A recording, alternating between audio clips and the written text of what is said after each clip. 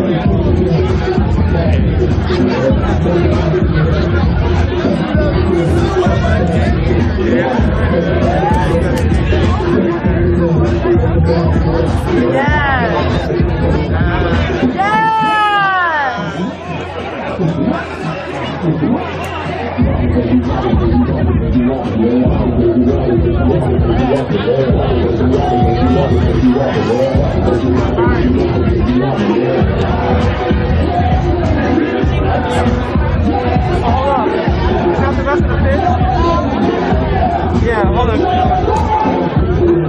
I think the family was still chewing.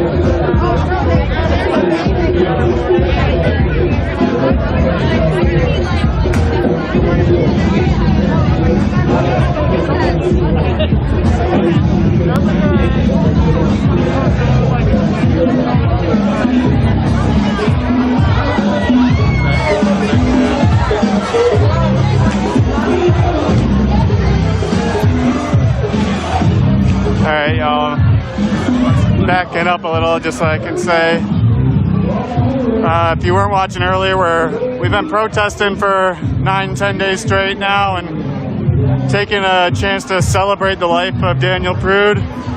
At least 10 members of his family flew in from out of town today, spoke earlier, so watch, it's kind of hard to hear, but a couple of them spoke earlier, and now we're gonna listen to some more music, dance, and have some food. I'm gonna sign off and get in there and have some fun myself and get to know some more folks. We'll be back out protesting more. Follow Free the People Rock to get involved in justice for Daniel Prude and all those who've been killed by police, and demanding a better Rochester, so we could defund the police and redirect that money to community resources. Free the People Rock. Have a good night, y'all.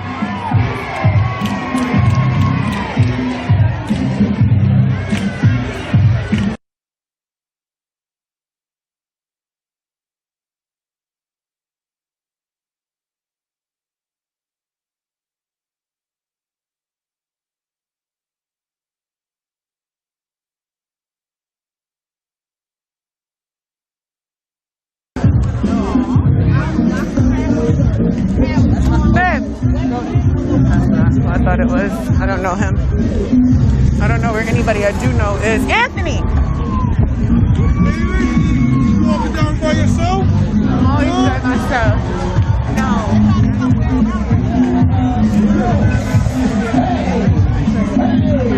You can't abuse it. I thought you was looking for longer and it's not getting better. Yeah.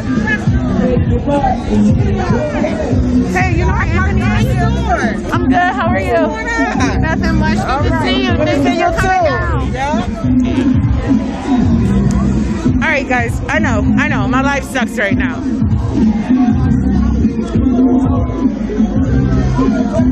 We got a little bit of something going on.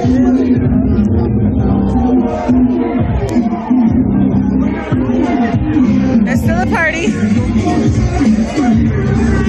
How you doing, baby?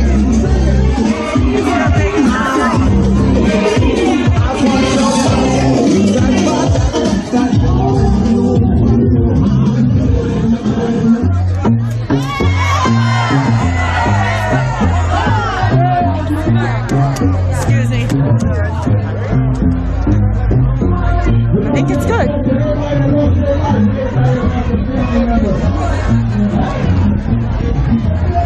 I think it's good.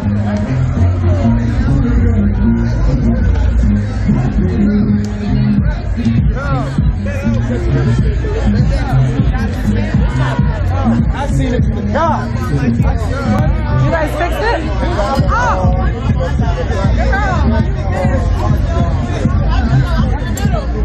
Who fixed it? Oh boy, who got him to come down and go away? You don't know?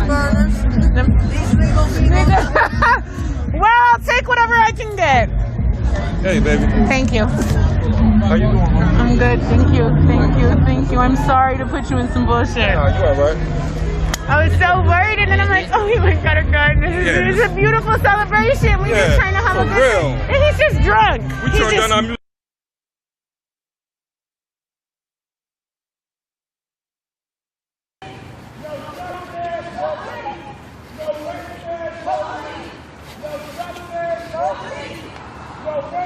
Well, I mean, Gina, he definitely could have stopped him and pulled him over for driving in a one-way. That's something he absolutely could have pulled him over for. And swerving under suspicion of it being intoxicated, because that guy was swerving down the street, drove in a one-way for a whole block on a busy street. So, I mean...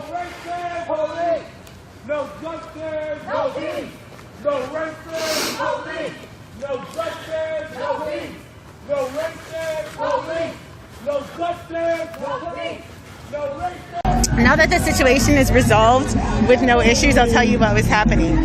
So there was a guy here, and he was intoxicated, and he was hostile for whatever reason, I don't know, but he was drunk, and he was being combative. And so I came over to him, and I was like, it's okay, you know, come on. He was like, don't fucking touch me. I was like, okay, I'm sorry, I didn't mean to touch you. But that's usually a bad sign, because generally if I touch a guy, he calms down. He doesn't get more irate, and he got more irate.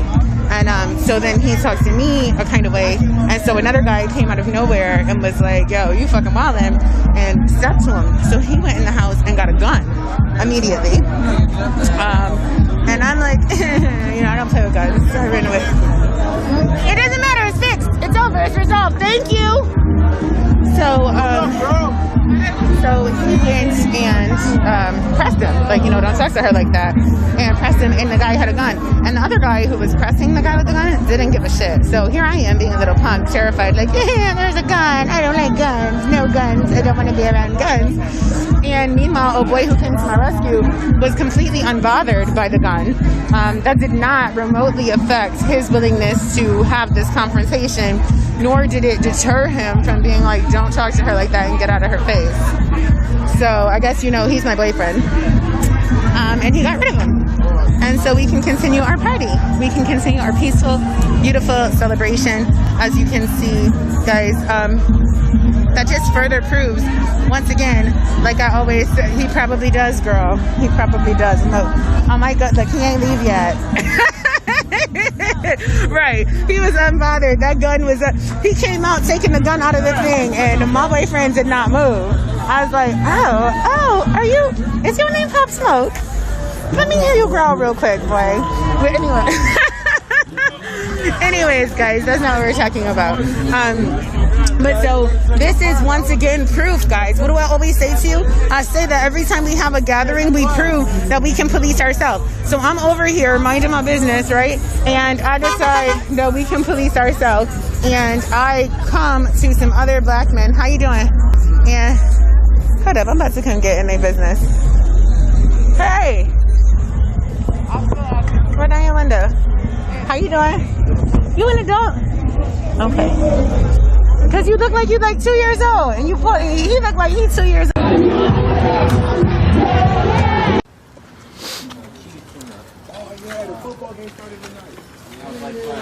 So for those of you guys watching, no, I have one. Just the cord. No justice! Because I have a battery pack. I just forgot the cord in my car. The charger. No justice! No Mom, don't call me when I'm live. Like, justice! No racist! Pauline! No justice! No peace! No racist! Pauline! No justice!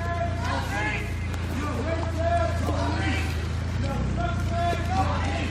No racist! Pauline!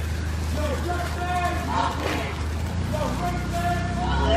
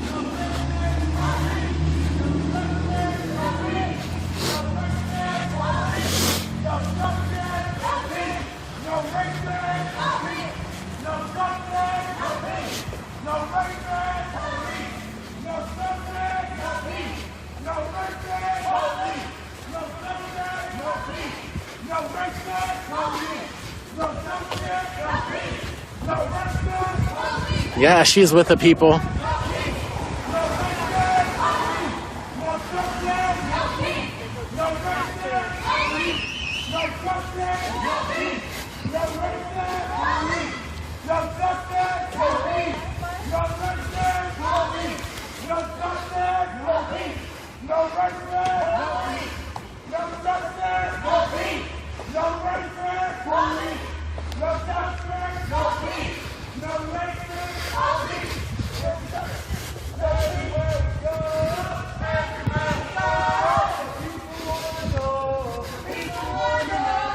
Yeah, she's with the people.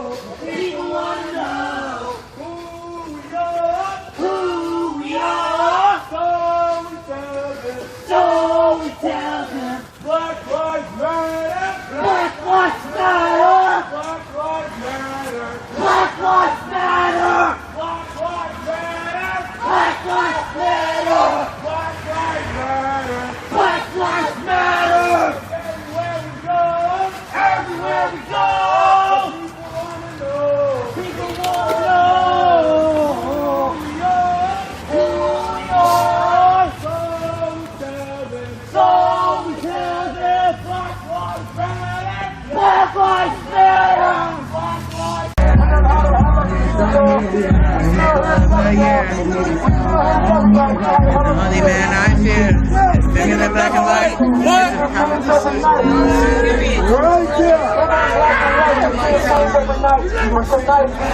Is this my son?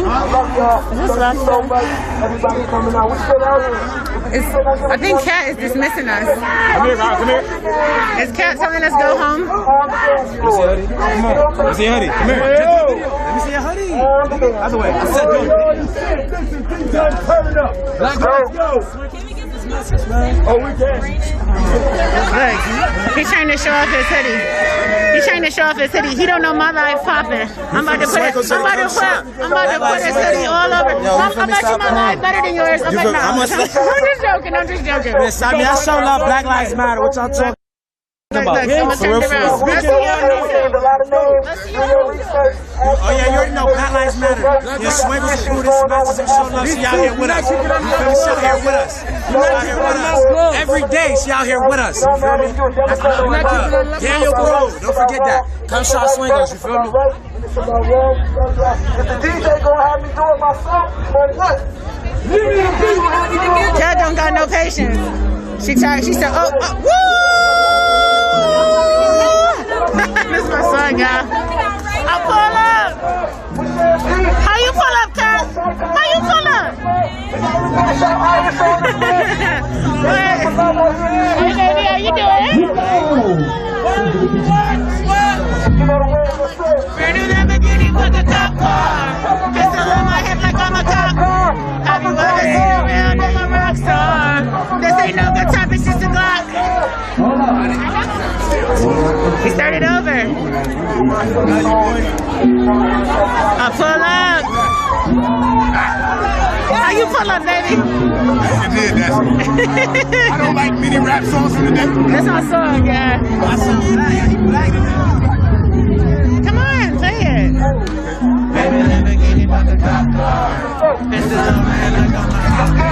Have you ever met a real nigga rock star? This ain't no good time, it's just a Glock. My thoughts told me to pound and she was with me. Better let me go today, baby. I want you to see these Chi-Town boys dance.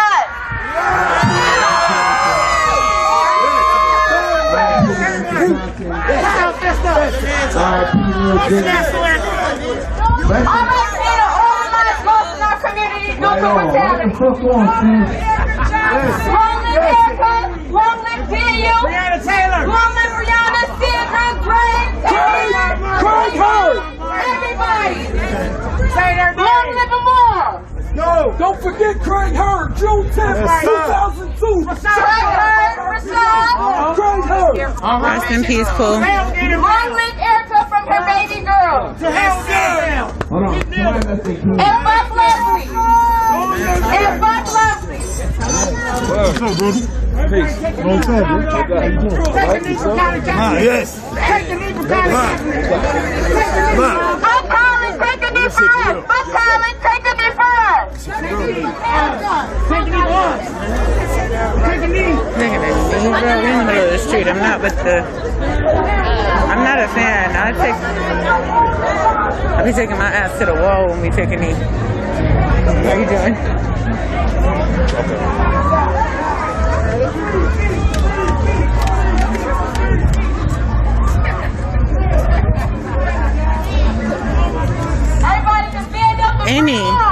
Why don't you go away? You're annoying.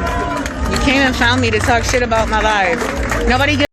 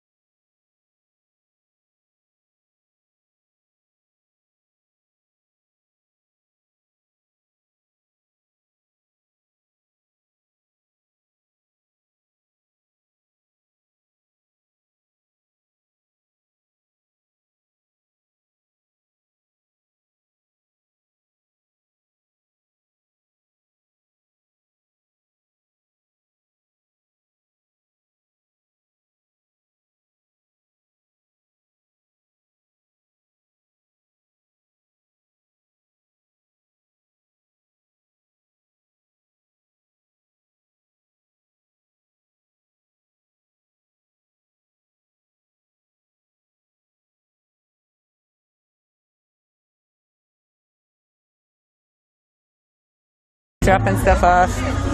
You got the bike crew. They always hold it down. I tell you guys all the time, the bike crew has got it.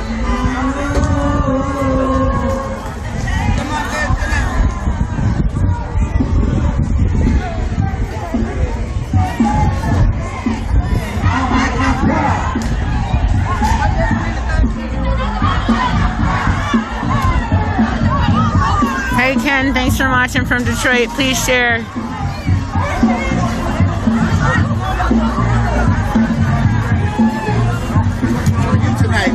I'm good, how are you? What gives you the right to kill us? Nobody cares. Here's the thing. Nobody cares, Kim. Just like you don't care that there was an innocent man that the police murdered and you're still paying their salary, nobody gives a fuck about Karen's dinner. Her dinner's not more important than my son's life. That's exactly the problem with you. You're so entitled. You think that your dinner is more important than my child's right to live. You're disgusting. Hey Steve, thanks for watching from Canton, Ohio. Please share.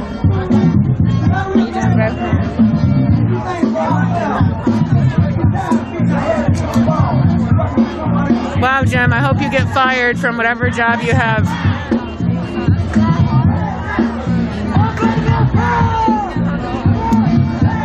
Yeah, it's kind of cool because when we come down, the people do come out. They eat with us. They fellowship with us. How you doing? And it's a dope little vibe. You down the street? You should come party. Amy, who here do you see killing one another, you stupid, ignorant piece of shit? We're having a party and we're dancing.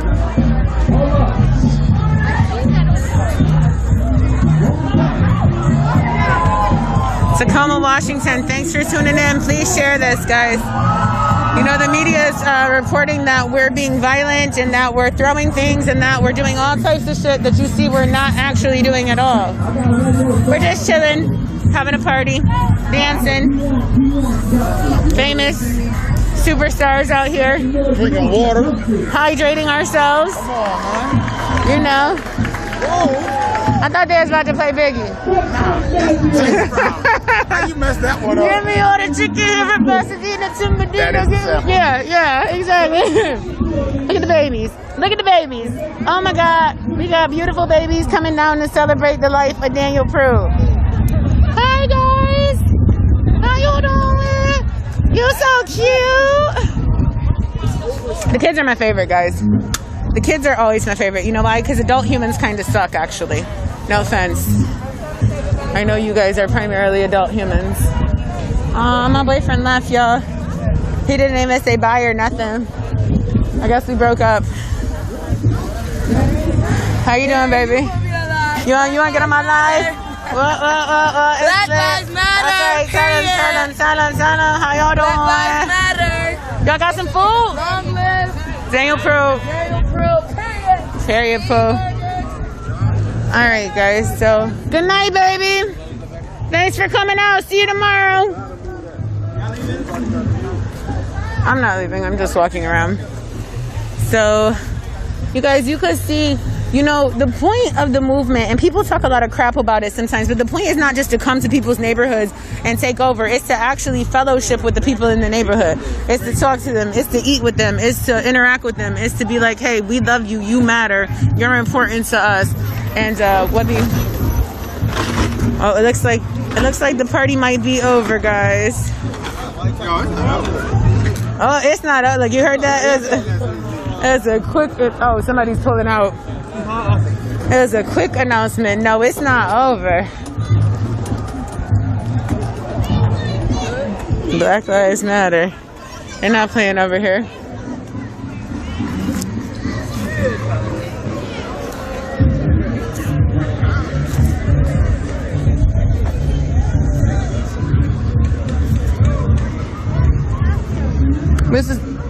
Hey, babe, how are you? Guys, these are not riots. These are protests. And this isn't even really a protest. This is a block party. Right. They're talking crap about us, as always. Aww. Saying it's violent. How you doing? Did you come down? Yeah. Did you get some food? Water. I was good on food. Why won't anybody eat? I don't know how you eat. They made like real food today. No, I saw it. I'm on. That would actually make me really happy. As low as their turnout was today, if they don't show up tomorrow, maybe they are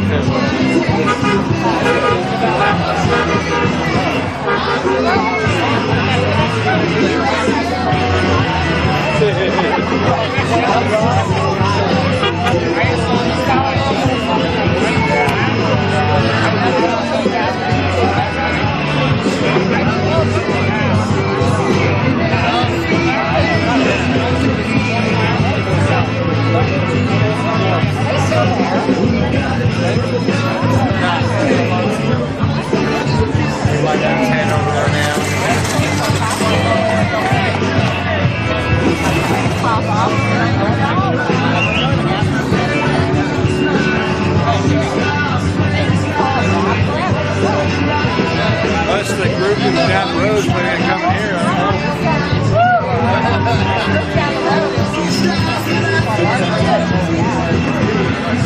Shift change.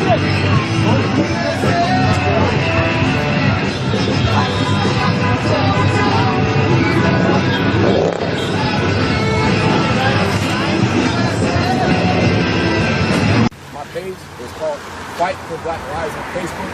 The website, I know I've been trying to tell you, I'm trying to get that out. It's being weird. There is so many errors wrong with it. I'm trying to get certain things up, but that's just still in the works. That's still it's going. I'm trying to get that out to you guys' classes. Possibly actually all the events can get updated, get notifications, all that. We're moving towards that. We're getting there. We're trying to get the awareness out of that. But for right now, we need your guys' help, anyone's help. Anytime you hear there's a protest, no matter what organization it is, yo. It doesn't matter, well, who's running it. Don't ask that question. Show up. It's a fight for black lives.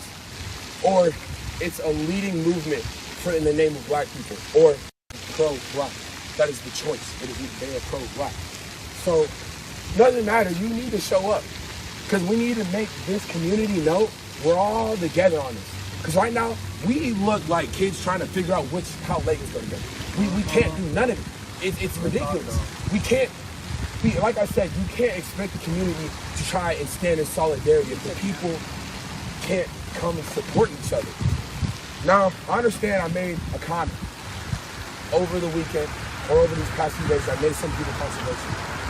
The unfortunate passing of Officer Mario Herrera, that should not be a controversial topic. I understand why it is, I understand why, but it should not be. That is a man at the end of the day. It does not matter what he was doing. What did he do to invoke any systemic racism on any black person? What did he do in this community that is racist? If you can give me names against him, I will stop it. I will stop every support I have for him. But until you give me examples and facts that he is against us, I don't see why his name should be getting drugged through the mud and bashed and slandered and hated and gone. That was somebody's best friend. That was somebody's father. That was somebody's husband. My aunt goes to church with him. He's a really good guy, really good father. They go to Pius and St. Teresa's. He's a good Catholic man, from my understanding, anyway. But let me say this though.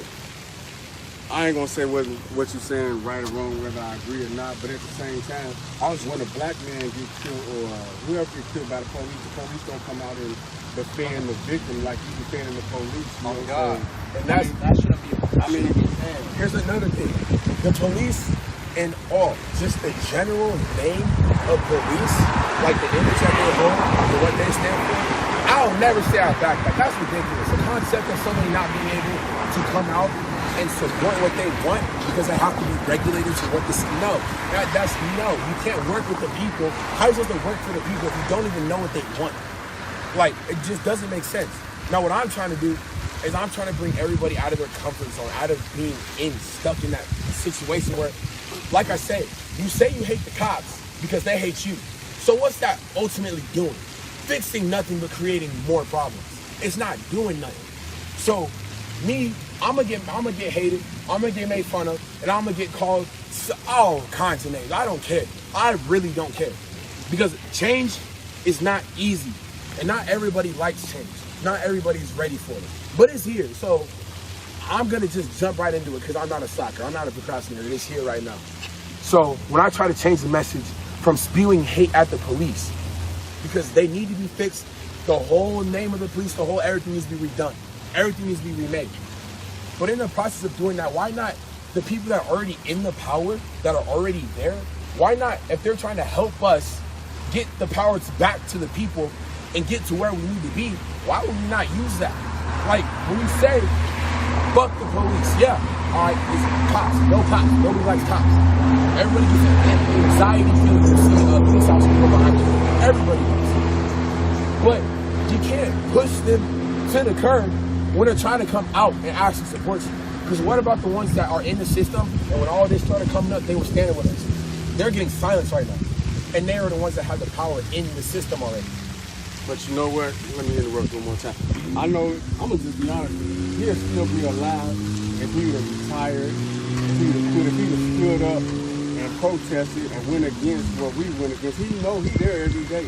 So what we seeing from the outside, he's seeing from the inside. He knew that the police was corrupt. He knew that some of his co-workers were killers. He knew that some of his co-workers were civil rights. That's a cop waving by. Violators. So in my opinion, he should have stood up and retired. You know what I'm saying? He should have protested or whatever. You know, he should have been out there.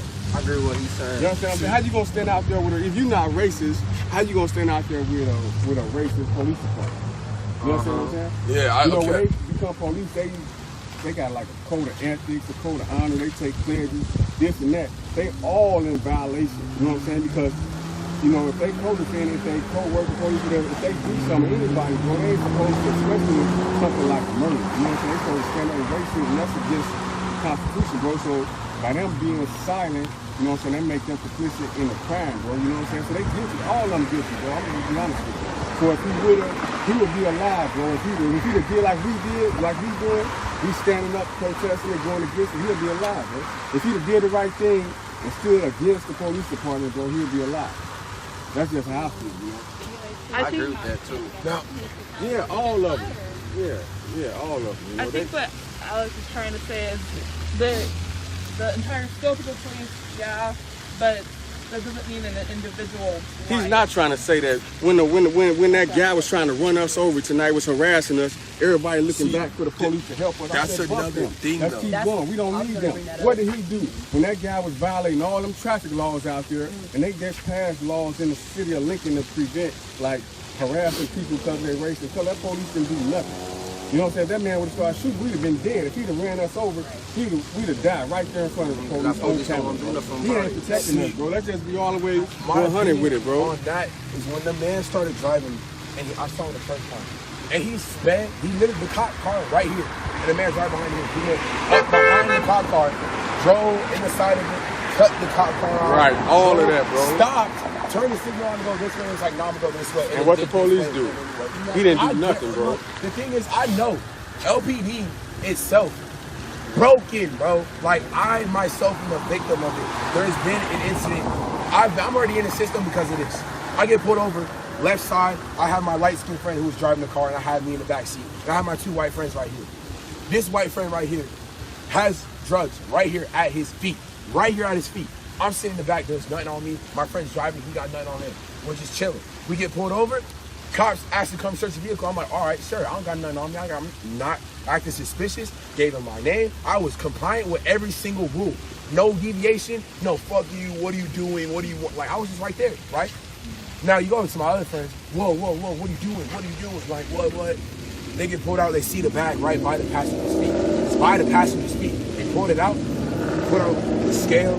Put out the drugs. Put out everything. And you know who got hit with that? Me and my driving friend. You know what? They got hit with a warning. They got taken home that same day when everything confiscated and was like, all right, yeah, okay, so here's what your child did tonight. We hope they don't do this again. Please stay safe. What I got at my house, I pulled up to the car. He was high. He couldn't comprehend. He couldn't talk. He couldn't walk. I couldn't send him home. We're hitting him with charges. We're hitting him with attempt to sell. We're hitting him with possession of marijuana. We're hitting him with, I got hit with 3 charges that night. 3 charges. Right alongside my other colored friend. And you come over here to my white friends, what they get? A warning? A warning? It was by his feet. I'm in the back seat. Why am I getting hit with this? I'm compliant with you. And some of the people out there who are like, well, some of the things that happened to the black people that died, if they would have listened. No, it's not if they would have listened. It's not. If you would have listened, it would have made a cop that much easier to kill him. That much easier. How long do you have to listen to something that's not giving you the right thing? How long do you have to listen to the wrong thing and act like it's right? When I said I'm with the police, does that mean I will stand next to them, shake her hand, hey, yeah, you're a cool dude. You're wearing that badge makes you feel comfortable. No, never. But if they're there and they're in there and they can push regulations for us in like the higher corporation system. But they're not doing it. Let's just talk about the reality. They're not doing that, bro. What you talking about? I had a meeting with them yesterday, though. You just saw what he just did when that guy was killing. That's what I'm saying, though. I don't know where I stand with this because that's why you just saw that yesterday. Bro. I had a meeting with him, but yet today, that's the same officer I had a meeting with. I saw him. Listen, bro, that car came right on the No, that's what I'm saying. I don't know what he's thinking. I don't know what is in his head. That's what I'm trying to say. I don't know where I stand on that now. Because after yesterday, I thought we were on the same page. You know, we were going to work together. And now I see him just stay there, idly by as bro, you could have just got killed. Yeah, bro. like we all could have died. That's they why wouldn't have did nothing, bro. I don't know where you saw that, bro. I don't know what to do. There is no what more do you need to seeing is believing, bro. You just saw everybody who y'all saw with the police just let that car violate a lot of traffic laws. Not only that, that's basically like terroristic threat, bro. That man was threatening us, bro, to do bodily harm to us, bro. It don't take no more than that, bro. It's just like when we out there and the cars try to run us down, bro, you know what I'm saying? They're not protecting us, bro. And the sad part about it is, you know what I'm saying, taxpayers, bro, we pay their salaries, bro.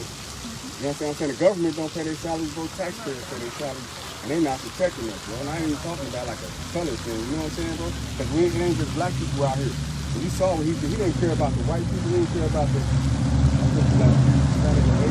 He's black, he didn't care about nobody, bro. They got what they call like a blue code solid, bro. They stick together, they like gang niggas, bro. They like organized crime.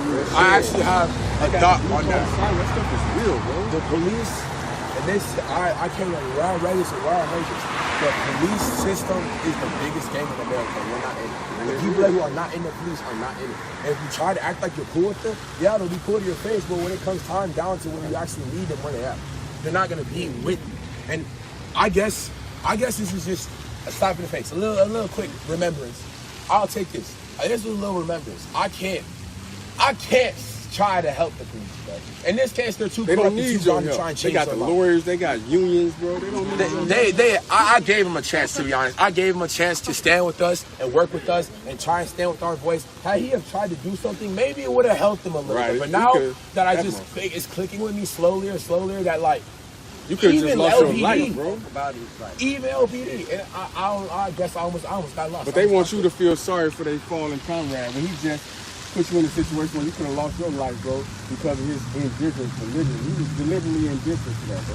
They want us to feel sorry for their fallen comrade, bro. I mean, it don't work like that. So from now on, moving forward, the police are not bro.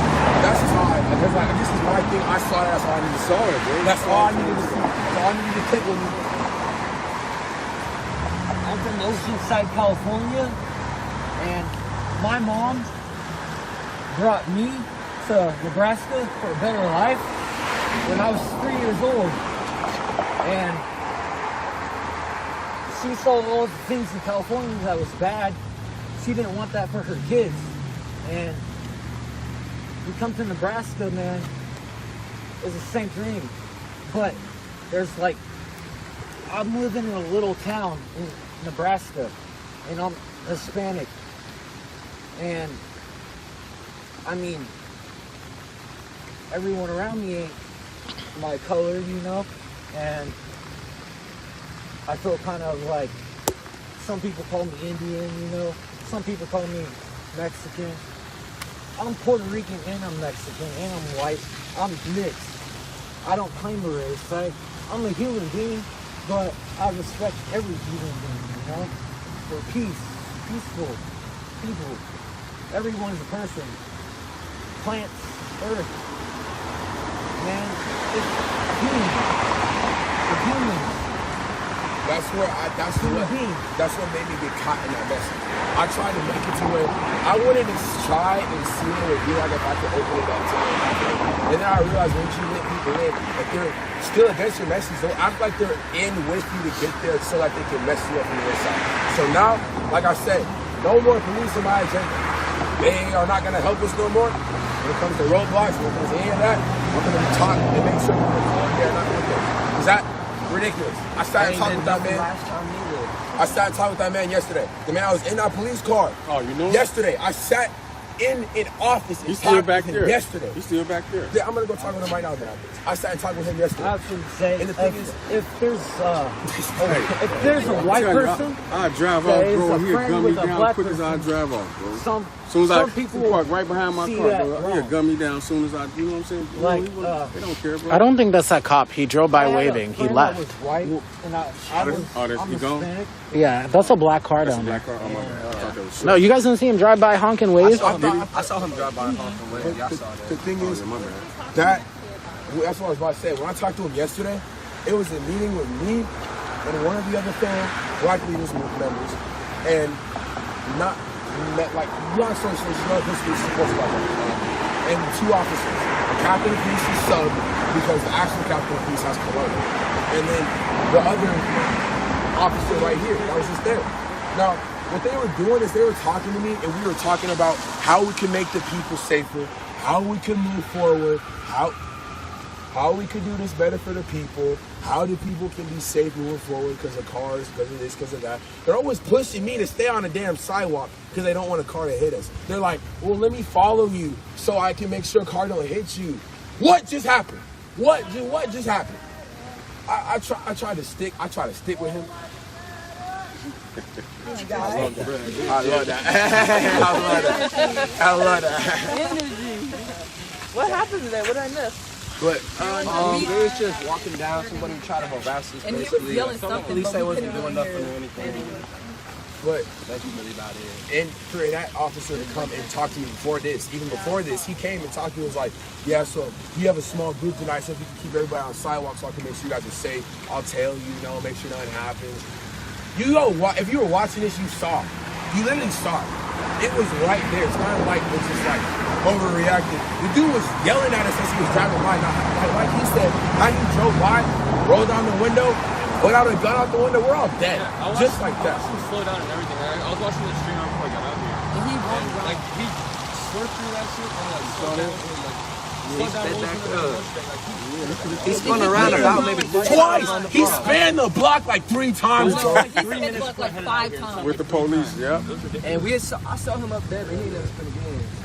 And what did the police do? Nothing. The police didn't honk his horn. He didn't do nothing, man. So maybe now this will bring the people up. I'm not gonna work with the police no more. So you know I feel uncomfortable. I'm not working with them no more. All right, this is a community because the community is the only thing that can have the community at this point. Fuck the police. We have to redo that completely because they are not gonna work with us at all. You've tried. You've tried a lot. I gave them the opportunity. I've been doing this ever since I started the movement. I've been trying to work with them. So now I'm done with that. That's cut. So we're not doing that tomorrow.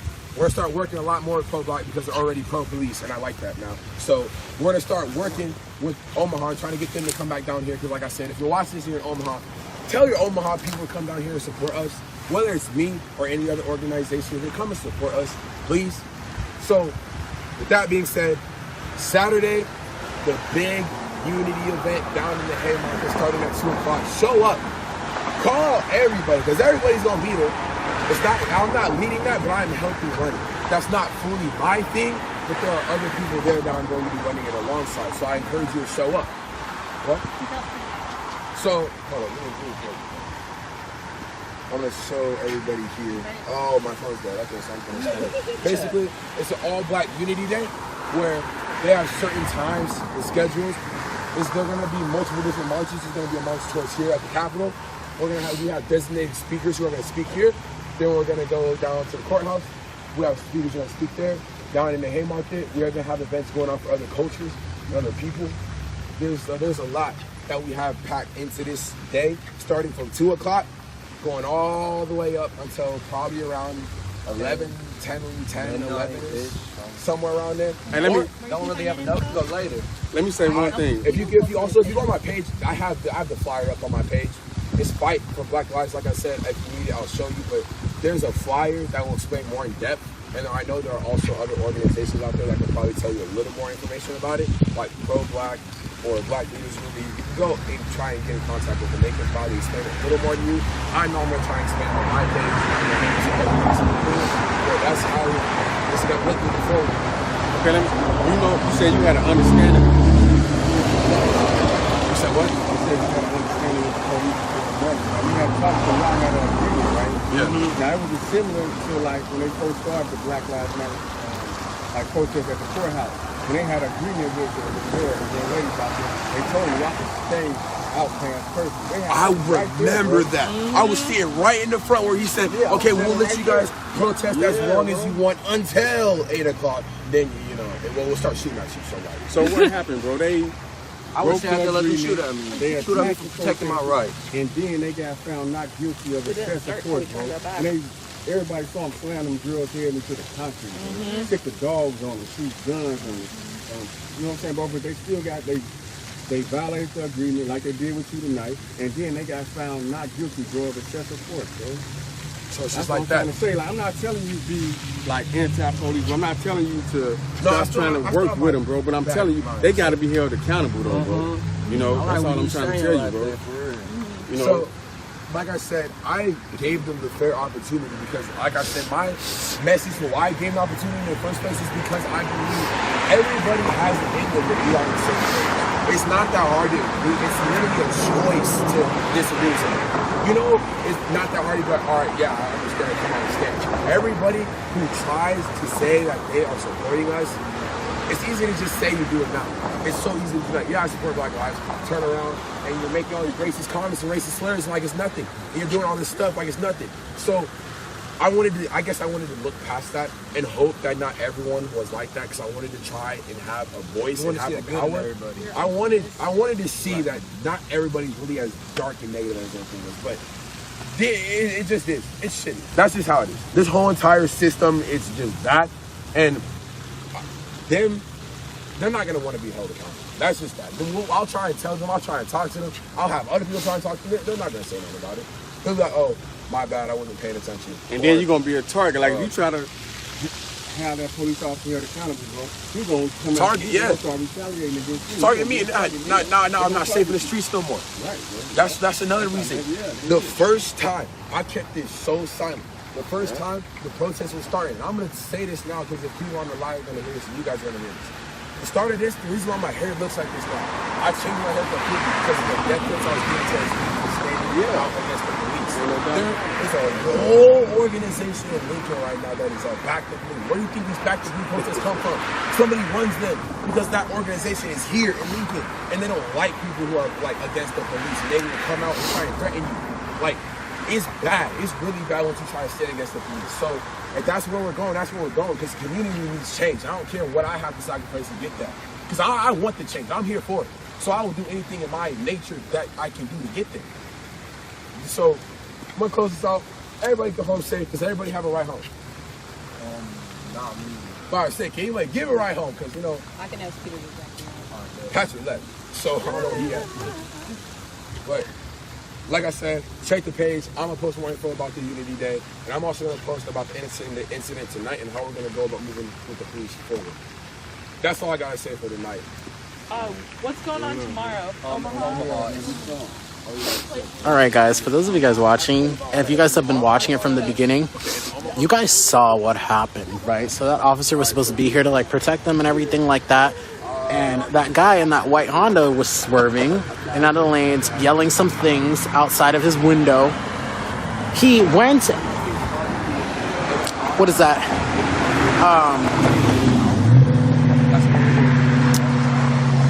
Like, is that 17th? South 17th Street is a one-way that heads north. That guy turned left on L Street and went south on a one-way that goes north to come back around. And went down there and like followed them. So pretty much like the guy he turned the block like 4 times, antagonizing the group, swerved behind the officer who was parked. The officer was parked. He swerved around the officer and was like literally like flipping U's and all that stuff, and the officer kind of just like watched him and didn't do anything. It's kind of discouraging because Alex has been, you know, online saying that he supports, you know, he's not anti-cop, you know what I mean? He like paid respects to the fallen officer, and then he actually had a meeting with the same hold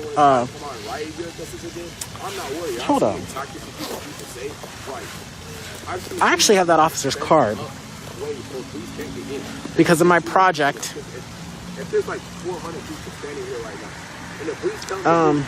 And they say no. He's a captain. So that captain met with Alex yesterday and was like saying they were on the same page and everything. But then today almost let a guy drive through them, or the guy could have driven through them or pulled out a gun on them or did something. So yeah.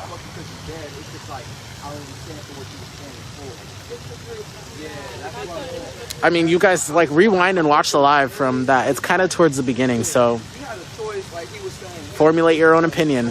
But that's pretty much what happened. So it's currently 9:38. Thank you guys so much for watching this live. I'll post a tiny recap. Like, it's gonna literally be just a couple seconds when I get back to the war room. But thank you guys so much for watching this live. Be sure to share this stream, like and follow the page if you don't. Support the stream by Venmo or Cash App at Quantum Creations to help us continue broadcasting these events. They're doing a group therapy.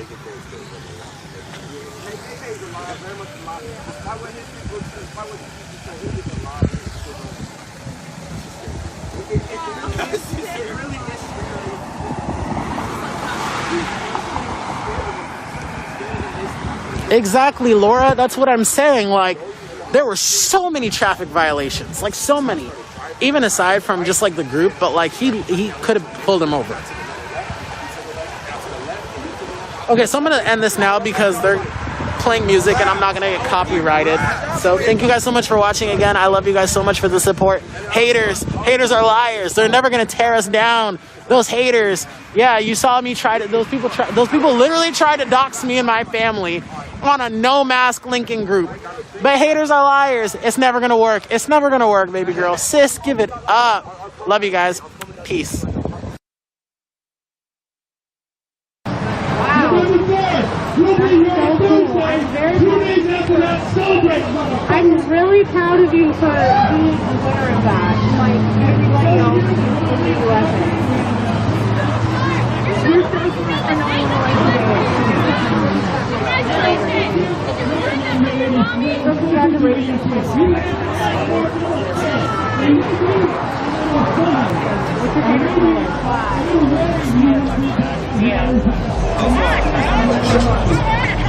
Like, just because you're alone doesn't mean, like, you're better than me. I'm asking your favorite fucking color and you can't even respond. That literally just shows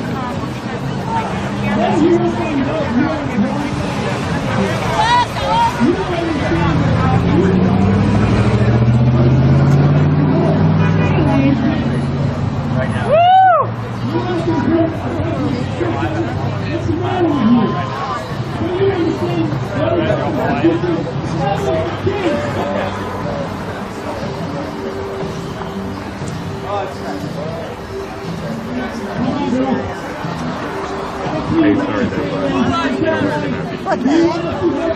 when I clocked in this morning, I didn't want to be there. I got yelled at by customers. But I still talked to them and did my job. Guys, on our side, let's make sure that we pick up everything that we can and don't leave the garbage. Don't make it harder on these police staff to come back to us. Like, you get to choose them, you know? Like, I understand if you get fucking chosen to be a cop and, like, you're, like, 19 or it's in your family or some shit and you're, like, influenced. Like, people aren't supposed to be doctors and shit. But, like, you don't have to become an actor just because you have a badge and you're not everybody. Like, your authority doesn't make you any different than anybody else. It just makes you able to put everybody else in line.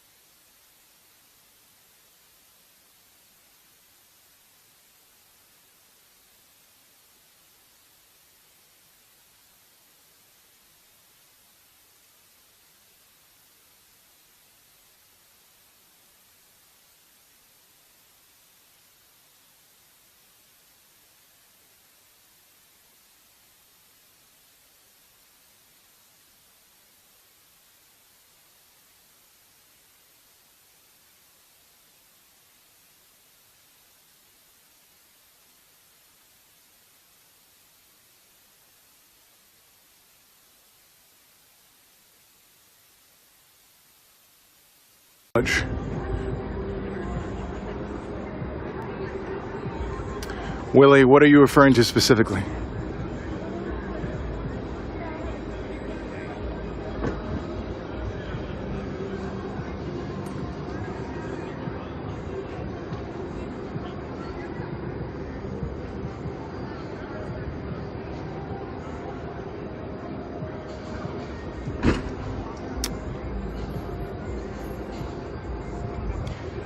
The first thing I do want to talk about is it was released yesterday. 15-minute announcement. The park will be closing in 15 minutes. Please prepare to gather your belongings to exit the park.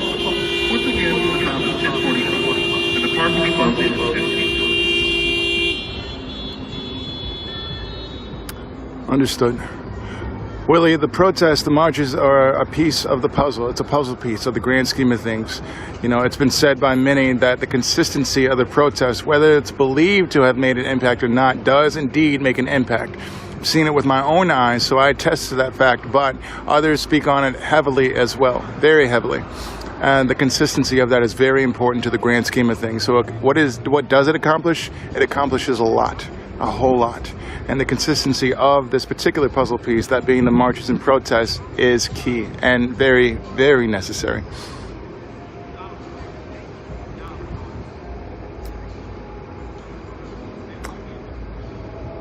So what I wanted to talk about, the first thing was that I did see the video from the Viking who seemed to be angry, or seems now.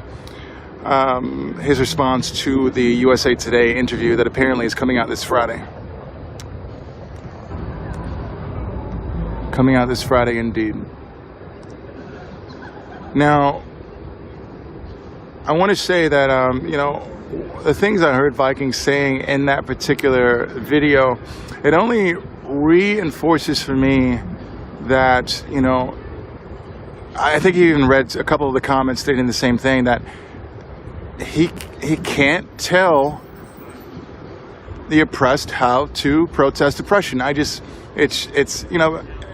not his place. It's not for him to decide what the black community is to do to fight oppression. It's just not. He asked the question, why am I the bad guy for speaking out on this?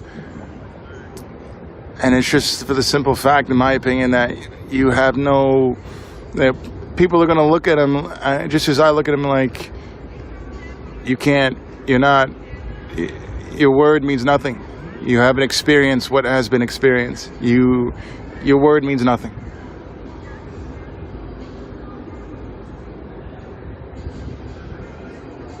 Yes, tomorrow. And if you all haven't seen that particular video, I do encourage you to look it up. I think it does come up either the first or second, maybe third video if you do a YouTube search for, Angry Viking or Team Viking, who was in the interview with USA Today. So this is an interview between the Viking who seems to be angry and Grandmaster Jay. It's been said that tomorrow is going to be the releasing of the interview itself from USA Today. Now, both members in the interview, that being Grandmaster Jay and the Viking, were recording. Grandmaster Jay was recording the interview, and then the Viking went on YouTube the next day and talked about it.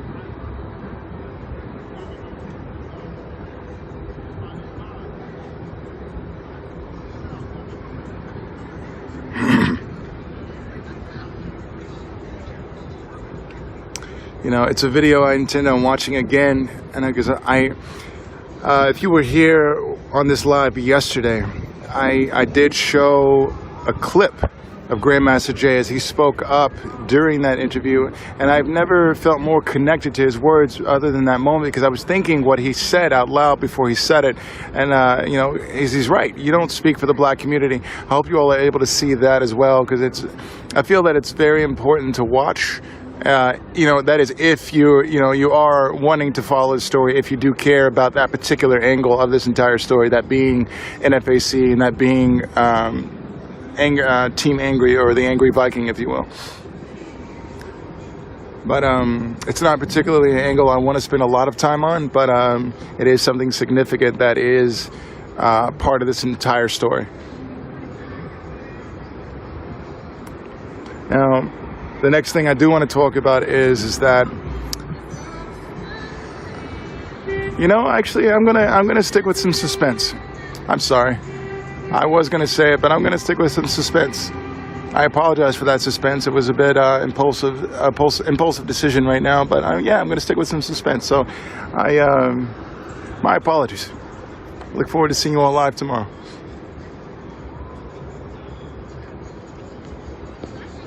Randy, I do not.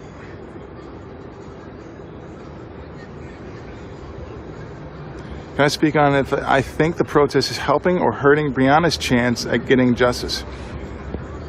Kendrick, I do not. The decision on the Breonna Taylor case from the FBI's angle, the decision from a state angle, I do not believe is being impacted in a negative way by the protests. I don't think, I do believe that they are sticking to, well, you know, the facts, I suppose, are like, you know, recreating the crime scene, going over the ballistics, you know, FBI getting involved, looking at it from the angle that they do, the federal angle they look at it from. But the protests impacting it in a negative way, I do not believe that is the case. But that's just my belief. I'm not sure specifically. But, you know, I hope he, being Daniel Cameron, was telling the truth when he did say that any social situations won't impact the decision that of this case. As he stated before on Twitter and YouTube, you know, they're gonna actually, specifically on Twitter, if you go to Daniel Cameron's page, and I think on Twitter he's labeled as Attorney General Daniel Cameron. He made it's a photo, but that photo is in itself a statement that talking about that very thing that you asked me, Kendrick. And I hope you're doing well, Kendrick. It's nice to see you pop up again. Hope we can get together soon.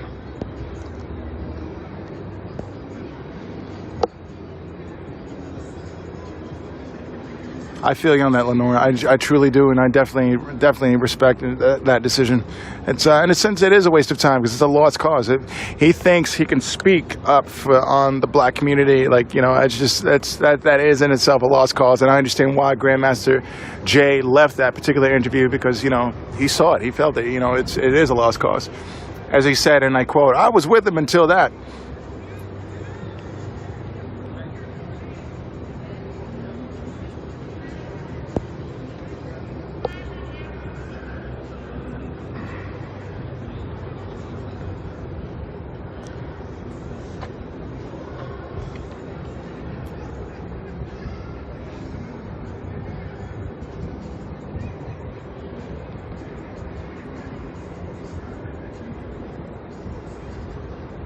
Once again, we are here at Injustice Square Park, Breonna Taylor Park, here at 6th and Jefferson. As it has been said over the intercom, you know, a few minutes ago anyway, that we have 15 minutes, but now 7 minutes from the top of the hour, aka the curfew, that I do hope will be lifted.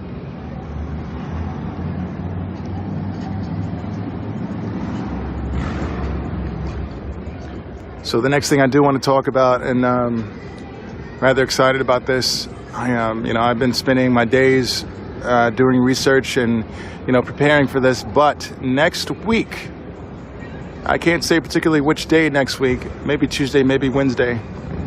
It has been said that I've been given a green light to sit down and interview soon-to-be Chief Yvette Gentry. So that will be a special Facebook Live coming up as I've been given that green light. I'm looking forward to that, and I'm very excited about that. Very excited.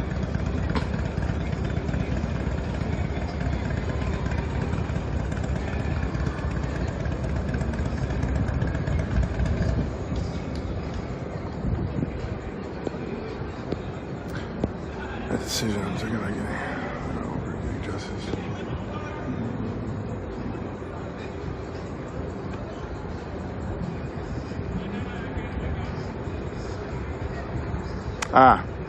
Understood. Kendrick, I'll have to think about that question a little more in depth. I'll get back to you on that. But I appreciate your question, definitely.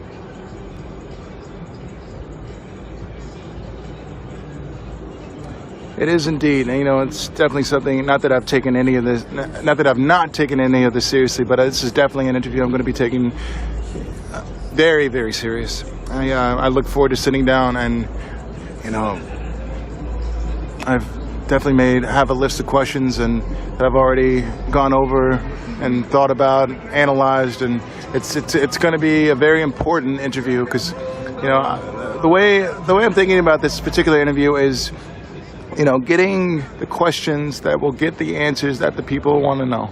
You know, I've asked a plethora of people, you know, their thoughts on information they want to hear that, you know, we have not been able to hear from Chief Schroeder. We have not been able to hear from Chief Conrad. And I feel like this is a great chance to get some preliminary thoughts before Yvette Gentry steps into that chief's position. Agreed.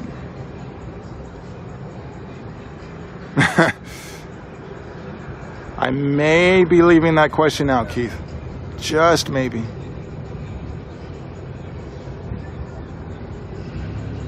Tina, no. October 1st will be the first day.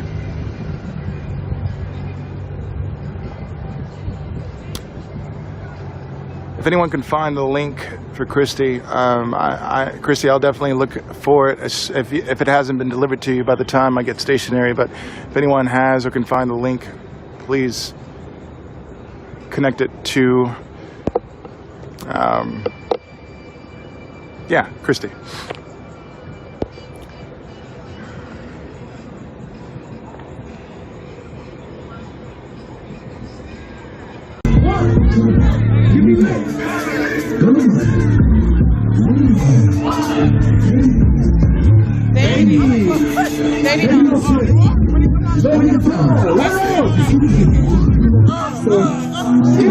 I'm just going like that. I scared away with that shit. That was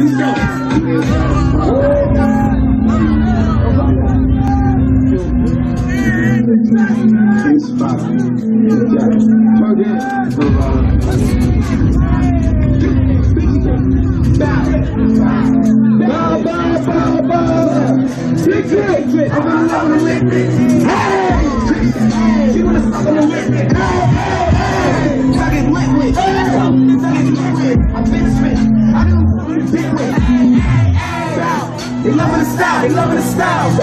Send me the alley up, send me the alley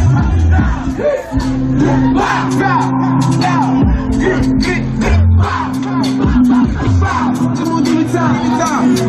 Straightforward, I don't need a line. I should have watched the 3 times. I did. I bought it with me, I ain't leaving mine. Bow. I bought it with me, I ain't leaving mine. Shoot it with me. I give a fuck if you coolin' with me. Say it ain't you straight. You should do it with me. I called dibs on that one right there.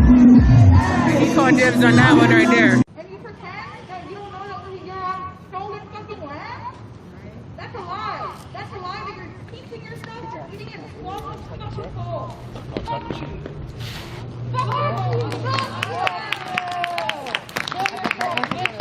Yeah, that's all I have to say. But, fuck the police, and I'm not gonna go anywhere until you go somewhere.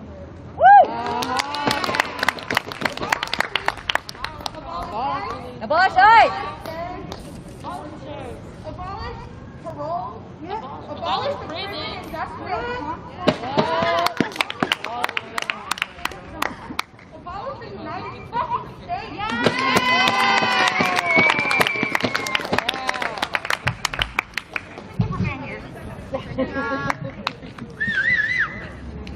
I just want to say real quick, I think the only reason you guys are not freaking out is because no fucking Officer Grubbs is not out here. Yeah. That guy's a piece of shit. And I just want to say, on Friday when you did mass arrests, it's because you guys were fucking embarrassed that we did a really good job coming out on Monday. And when you guys didn't respond quick enough on Monday, nothing fucking happened. Nobody destroyed shit. Everything was fine. But you were fucking demoralized because you didn't come out quick enough. And then Friday you took revenge by beating the shit out of everybody. And particularly you targeted Denzel. Just want to say fuck you.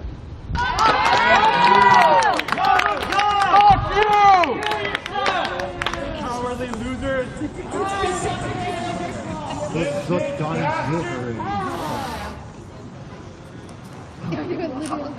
they did look dumb as fuck on that one Monday, though, huh? Yeah. Just that one day?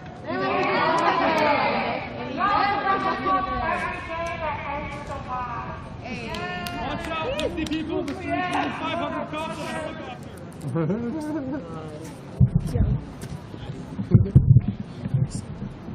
No cops, no prison, total abolition. No cops, no prison, total abolition. No cops, no prison, total abolition. No cops, no prison, total abolition. No cops, no prison, total abolition. No cops, no prison, total abolition. No cops, no prison, total abolition. No cops, no prison, total abolition. No cops, no prison, total abolition. No cops, no prison, total abolition. No cops, no prison, total abolition. Anyway, I'm just being cute over here, it's fine.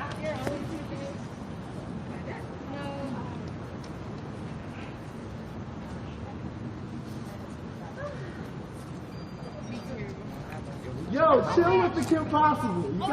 You cannot be using the children's parts of the ringtone. Jesus Christ.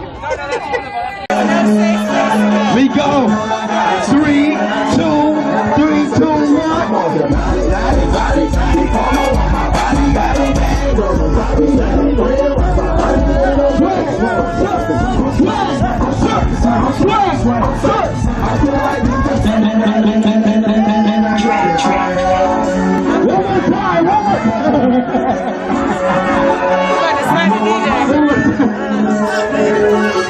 We gonna go back. It's raining shit. I don't know if we do this, but fuck it. Yeah, Joe, this is my last one. Still fine, girl. And I love the one.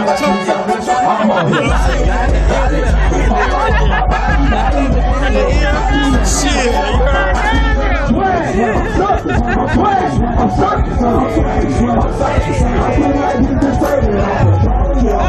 Like, what the hell, that crazy?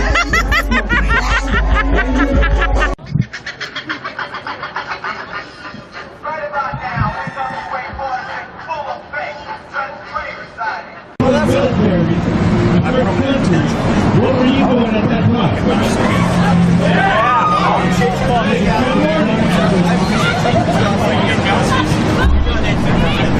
What's that? Well, this is also Cinder Ballard, and his favorite color is black, and he's dancing in black.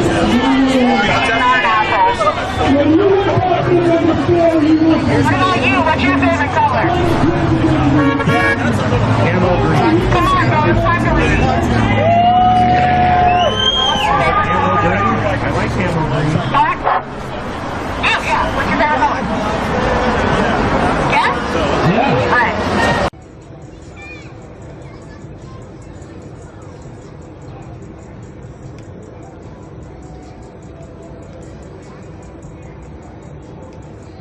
I agree, Kristen.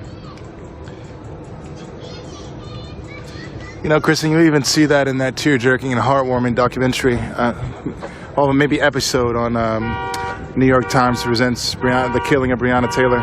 That episode.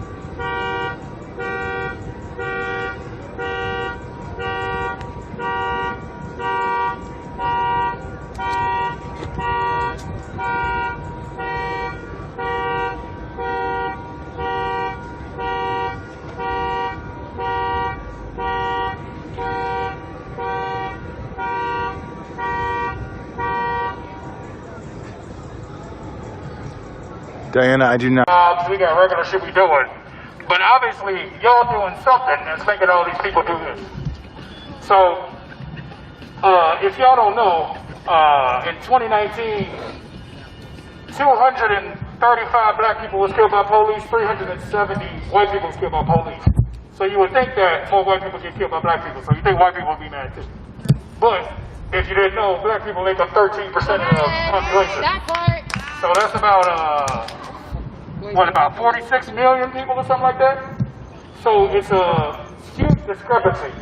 So obviously, we see that y'all targeted people, obviously. 1 in 7 white people are going to go to jail or prison in their life. 1 in 3 black people. So is that the black people's fault, or is that the people that are attacking the black people's fault? Think about that. Come on now. Think, use your brain. I know you got it. Your helmet ain't that tight. It's a little tight though, but we ain't gonna talk about that. So we can tell that all of y'all are feeling some type of way, or you even don't give a fuck. So all I got to say is, you about to lose your job. You about to lose your job. You about to lose your job. Lose your job. You about to lose your job. Hey, you about to lose your job. Hey, you about to lose your job. So yeah, fuck y'all. And then that was pretty much it. Thank you.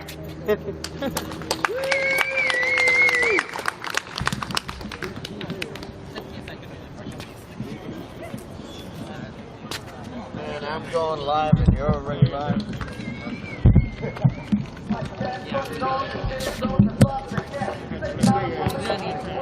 No. Yours is a lot better than me. I know, I have to check that.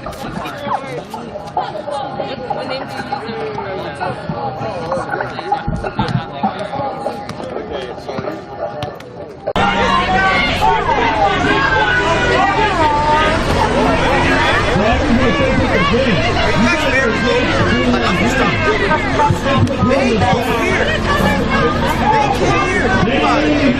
You want to get all uptight? They came here. I didn't ask them to come here.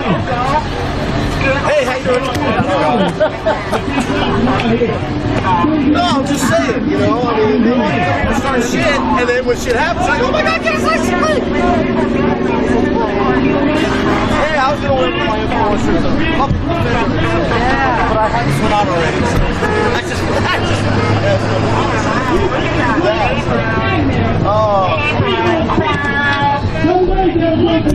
Hey, come get this one!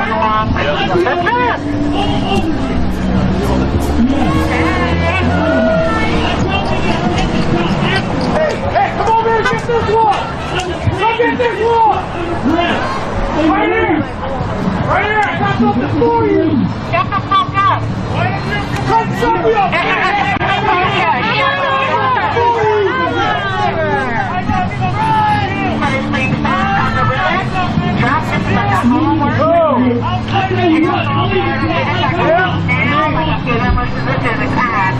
You can't hear it! We didn't ask you to come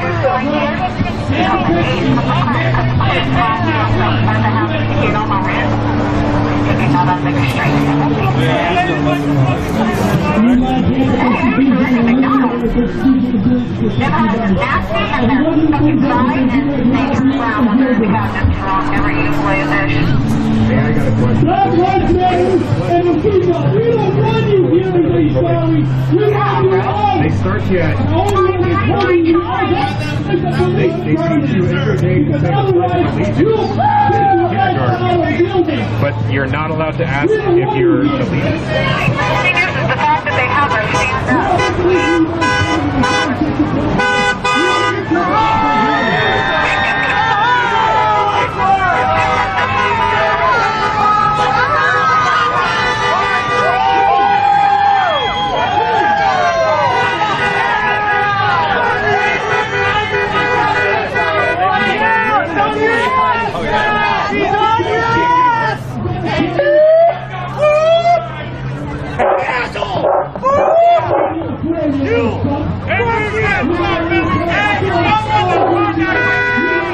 Nobody here said black lives don't matter. They absolutely do matter. So do white lives, and Asian lives, and Mexican lives. All lives matter! All lives matter. White lives are killed more by the police than Asian lives. White lives matter.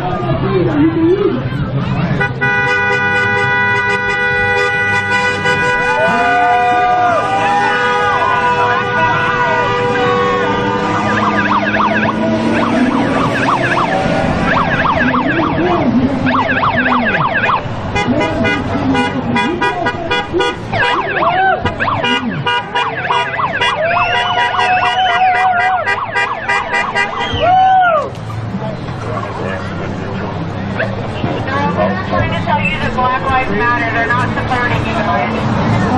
At least that's what I'm pretty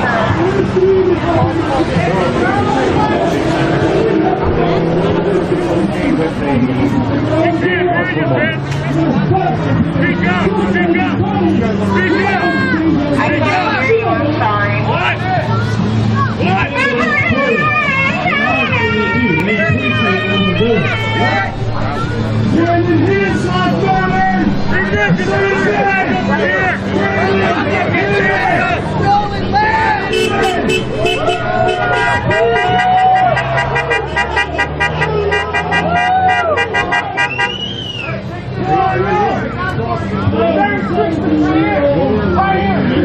That's why I keep showing I don't want you to be.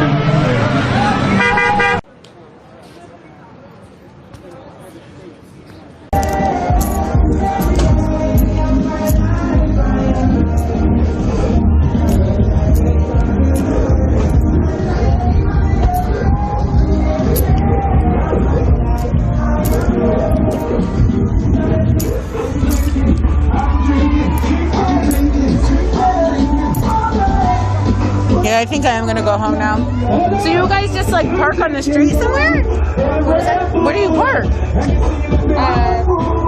You mean like overnight? Yeah. Wherever we end up, I guess. Just wherever? So you come here for You guys.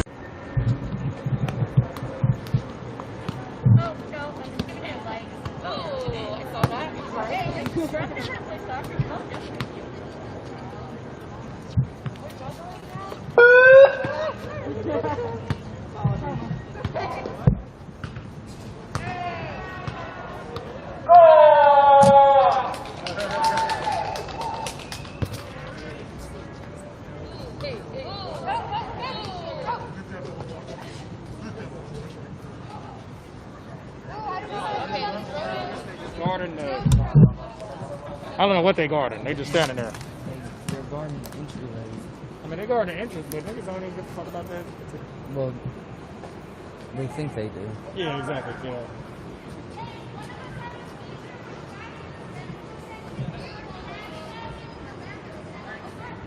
Bro, I didn't realize how common it is for people to get seizures when they're getting arrested. It's terrible. You kept trying to arrest them and you started moving them around, dragging them across the floor. What the fuck was that? Well, your brain does weird things when it panics. Yeah. Sometimes it gets so confused and it just shuts down. Oh, y'all leaving already?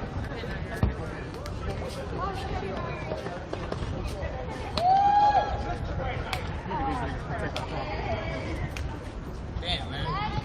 I know you. Yo, I know something missing out here. Is that alright with you guys? Right now, bro. They're missing out. They're missing out on mass. They don't get any yet. You're right. That's right on that too. Yeah. Yeah, that's why. That's why they out there committing assault. I should have said that on Should have talked about. Should have talked about how they commit more crimes than they saw. Oh yeah, definitely.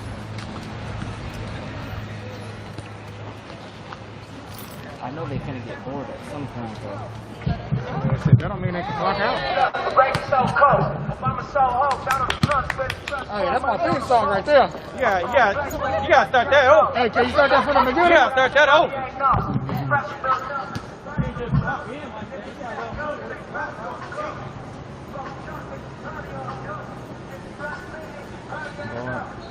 No, it is not the sheriff's department. I listen to this song every day. It is the downtown. You gonna probably get smoked, nigga. You gotta go back to fuck Donald Trump. Fuck Donald Trump. These niggas look like this. The black dude like fuck Donald Trump. Well, see, I'll be slapping.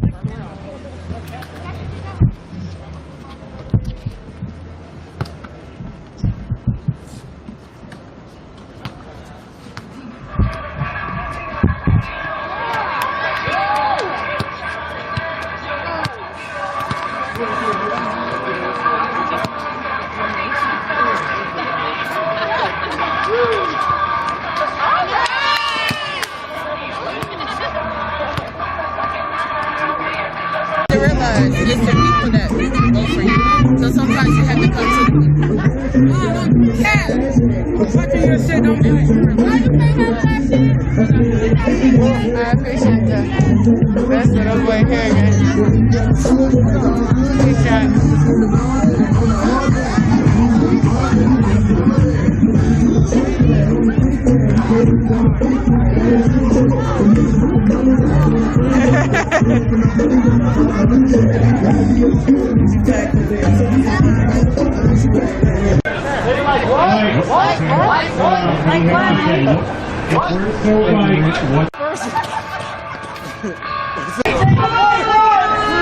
What has Biden done in the last 44 years? 47 years. It's not the size that matters. Yeah, it's not size matter. It's just the effort, right? Right, guys? It's a half mast. They just sit over there and wave the Confederate flag like it's cool, like it's a thing, like it's not common. Better than a commie flag! Better than a commie flag!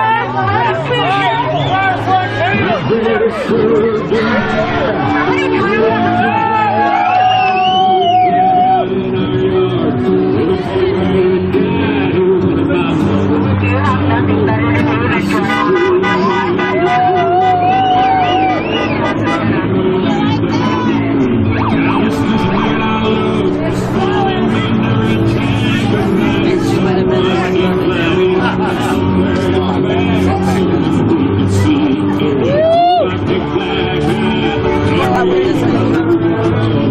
than drive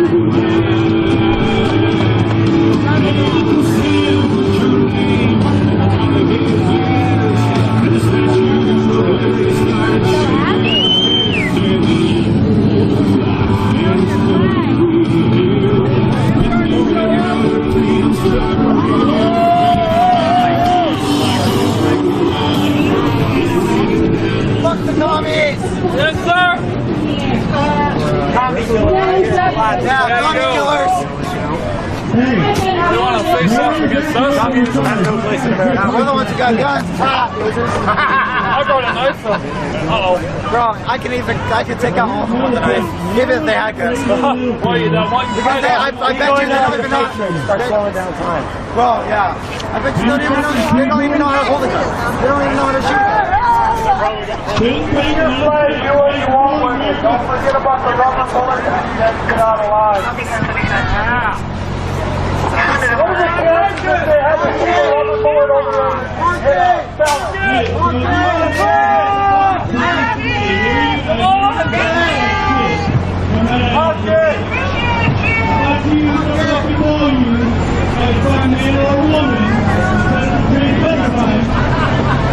And then maybe we'll fucking hear you. Good morning.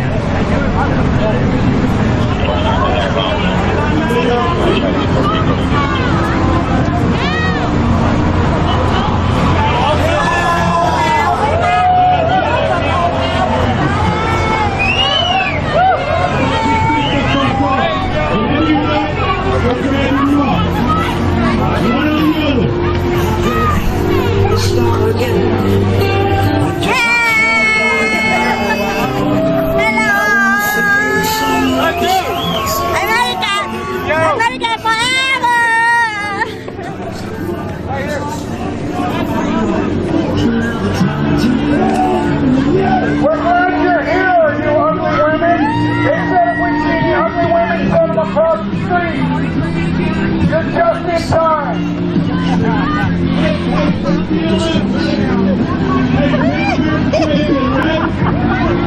You girls are so ugly you can make a train take a dirt road.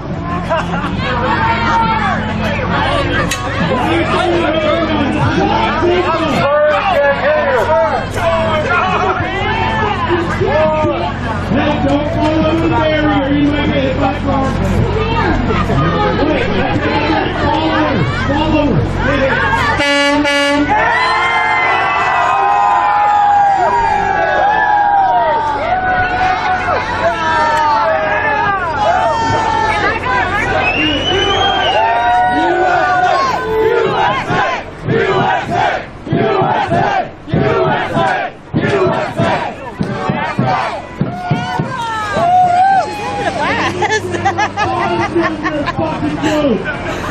He's like, shit, I hope my boss doesn't find out. We're videotaping all of this. We're going to send it to your mom.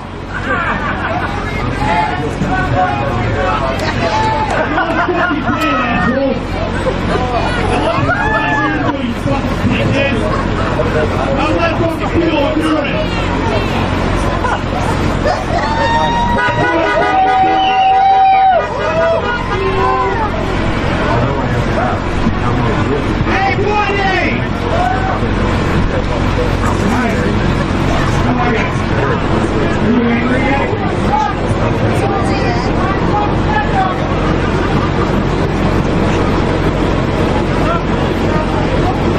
Hey, can you close your fucking legs and come like this? Get back to the barricade, close your legs.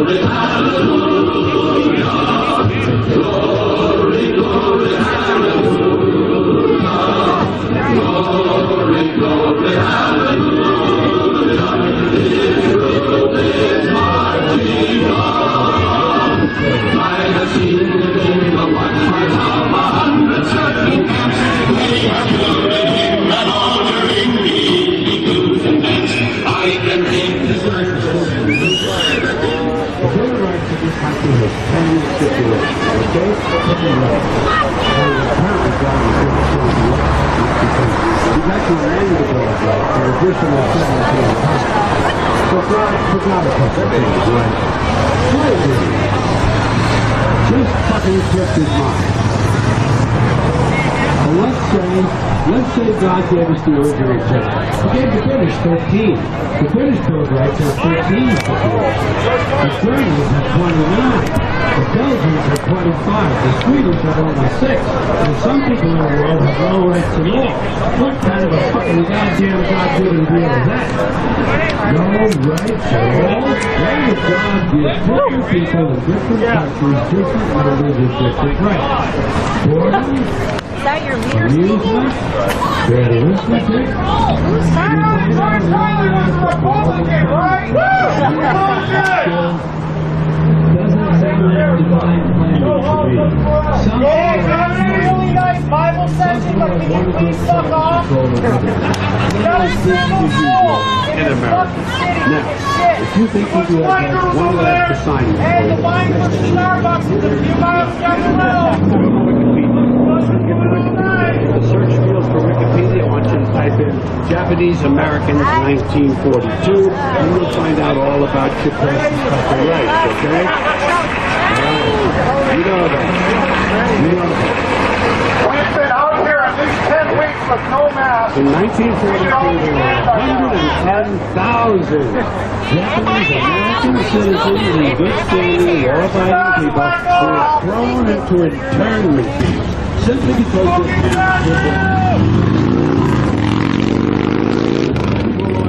no right to a fair trial, no right to a jury of their peers, no right to due process of any kind. The only right they had, right this way, into the internment camp. Just when these American citizens needed their rights the most, their government took them away. Rights aren't rights if someone can take them away. They're privileges. That's all we've ever had in this country. 4 more years! 4 more years! 4 more years! 4 more years! 4 more years!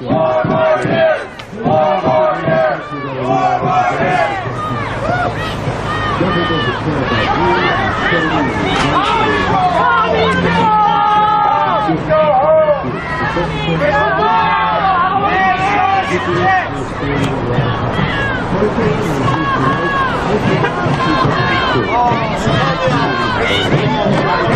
the only racist here! Alright.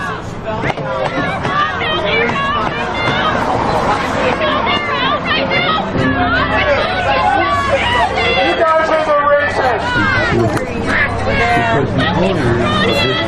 Fuck you, racist! You fucking racist!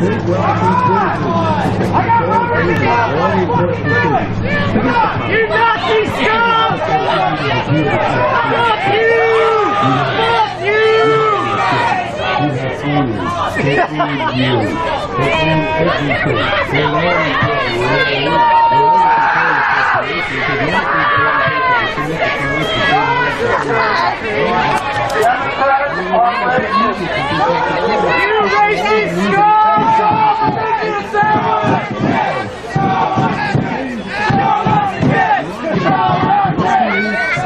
Forget what they want.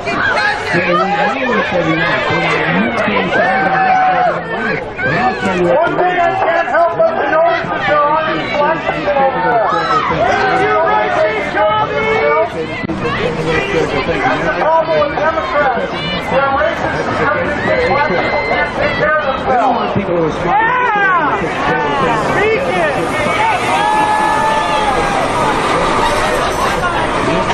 They want obedient workers. Obedient workers. People who are just smart enough to run those things and do the paperwork, just dumb enough to passively accept all these increasingly shittier jobs with the lower pay, the longer hours, the reduced disappears the minute you go to collect it. And now they're coming for your Social Security money. They want your fucking retirement money. They want it back so they can give it to their criminal friends on Wall Street. You know something? Because they own this fucking place. It's a big club. And you ain't in it. You and I are not in the big club. By the way, it's the same big club they used to beat you over the head with all day long when they tell you what to believe. All day long, beat you over the head with the media, telling you what to believe, what to think, and what to buy.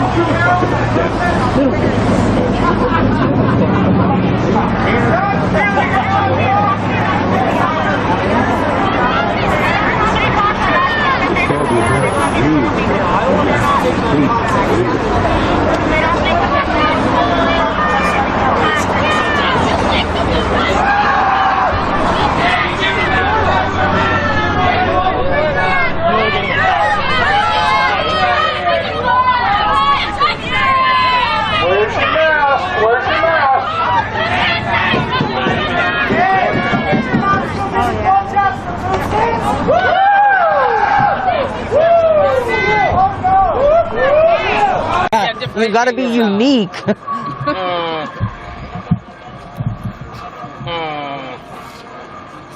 don't know. I don't know.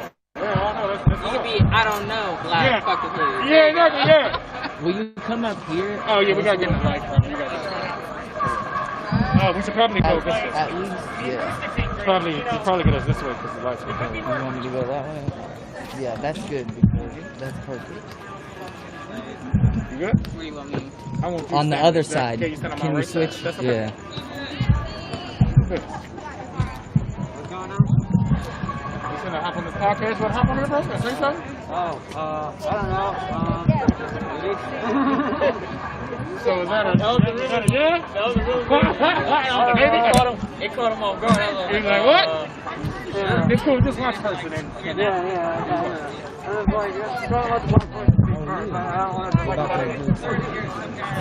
Yeah, you'll say something real quick.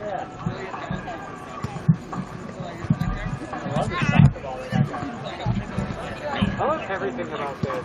Oh yeah, definitely. Is it on? Just chill. skunk. Who am I? Okay, yeah. Who am I? You're Walter, so that's why I'm making sure. Exactly. Hey, I can do this right. I just can't do the editing right. Okay, you good. All right, we good. Man, it's your boy Walter Ford here at the Activated Podcast. We over here in front of SDPD. We've been out here occupying the space for a little while now. I haven't been here the whole time. Sin has been here more than me. So what did I miss before I got here? How did this like start off? Actually, I have not, but I've been Oh, my bad. I'm sorry about that. I got didn't here, pick up the spot. no worries, but like, I've been keeping up with it because I know people who've been here then. Exactly. Okay, well, inform me because we don't know kind of how this is going. Okay, yeah. I mean, it started just down the street. I mean, everyone congregated over there and then like moved over here. Honestly, the police, I think, expected us to just do what we've been doing in the past, like, you know, march or something, or, you know, be in the intersection. So they were preparing for that kind of thing. And they were not preparing for this, right? To just be like right in front of the door. Exactly, right? Yeah. Right. Okay, explain what's going on right now right behind us, because this is kind of lit right now. So basically, this is just occupying. I mean, it's just about like wasting their time and money, you know, like demoralizing them, like making sure they can't go home to their families, you know. So yeah, spending that time, like, yeah, we gotta work, you gotta work. Basically, also, it does cut into their budget a lot when you make them work overtime and like gear up like this and like that kind of stuff. Exactly. It's crazy how they got to gear up for people to sit down. Right? Is that crazy? So yeah, well, appreciate you saying, man. Hey, keep doing what you're doing. Thank you. Anything you want to tell the police? The police? Just that I hope you abolish y'all soon. That's all. Fuck them. This has been the Activated Podcast. Thank you.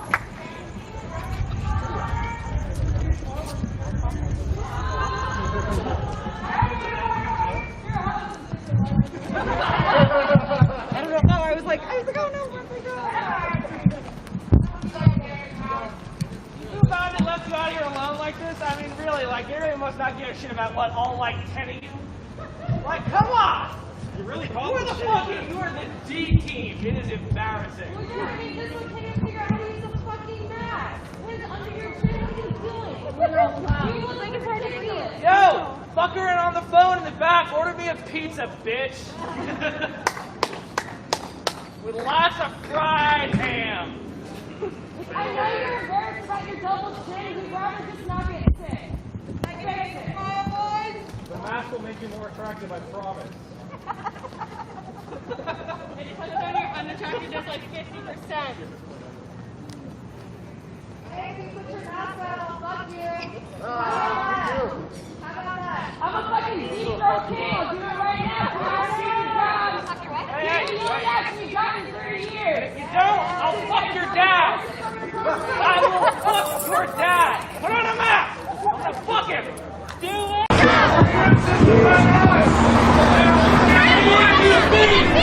What you say? You're not talking. What is that so fucking stupid?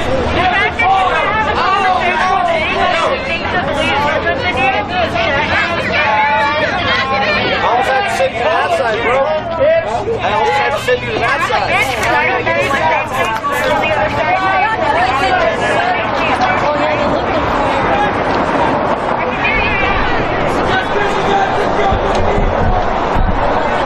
Hey, I just want to talk to everyone here, not just us. How many of you are actually here to do something?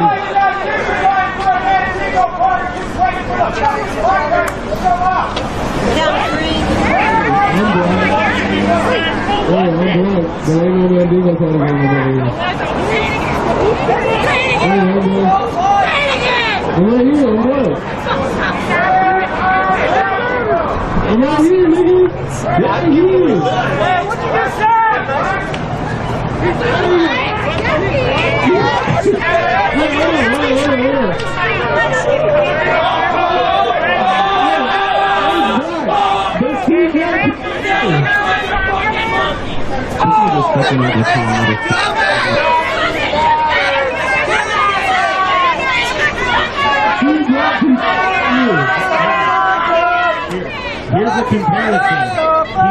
He is, in fact,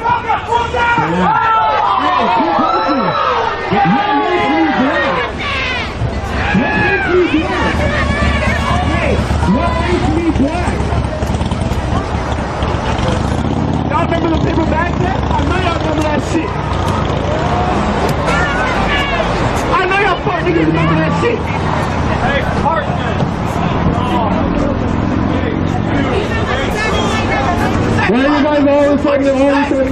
stay quiet. Hey, hold on. Let him talk. What'd you say? Say, the one that was talking about that shit. What'd you say?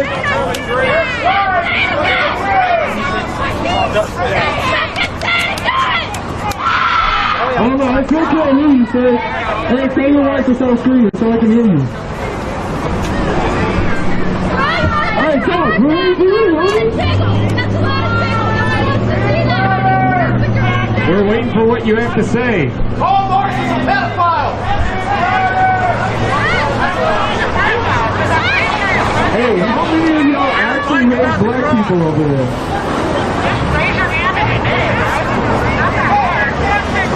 Hey, how many of y'all watch Kevin Hart? I know y'all fucking do laughing. You can't hate black people that much.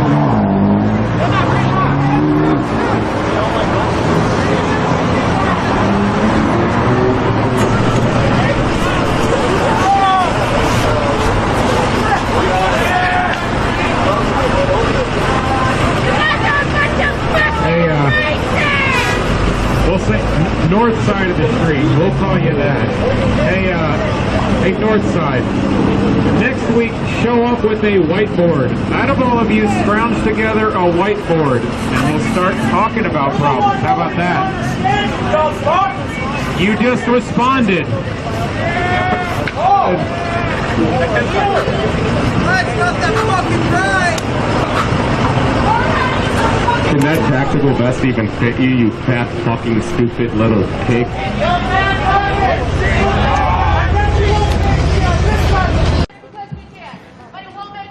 There go Bernie Mac from Boys in the Hood. I hate kids because they black. I hate my guns because they blacks too. Committed murder on Ray Romero. I hate that black ass Wesley Snipes. there go that nigga right there. Ray Romero Hernandez, my That mic was too much. Actually, next time I'll put it also, Nelson. Over there, badge number 7443. Coming over here to listen? Let's see, how many cops have you are over there? There's 6, 9? So that makes 9 killer cops, and 2 of you are actual murderers, and the rest of you are fucking complacent in that shit? Very good, Jason. Anyway, I've got more info, but I think you'll wait for a shift change. Y'all are boring as fuck.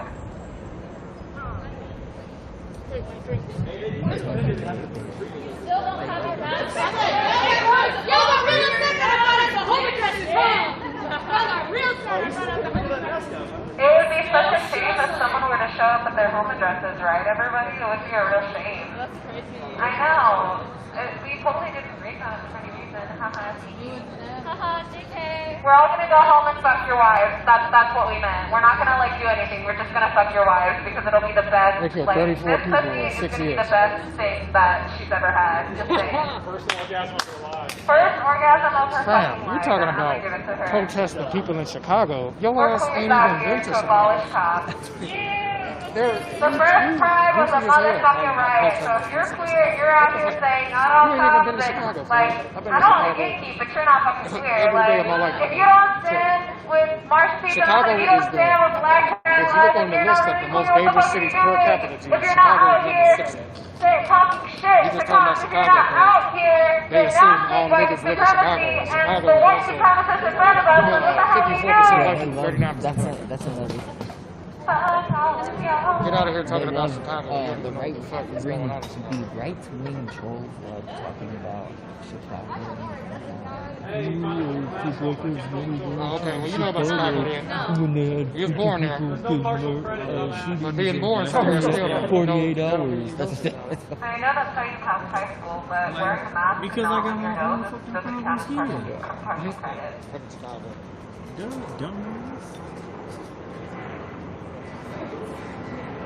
I remember when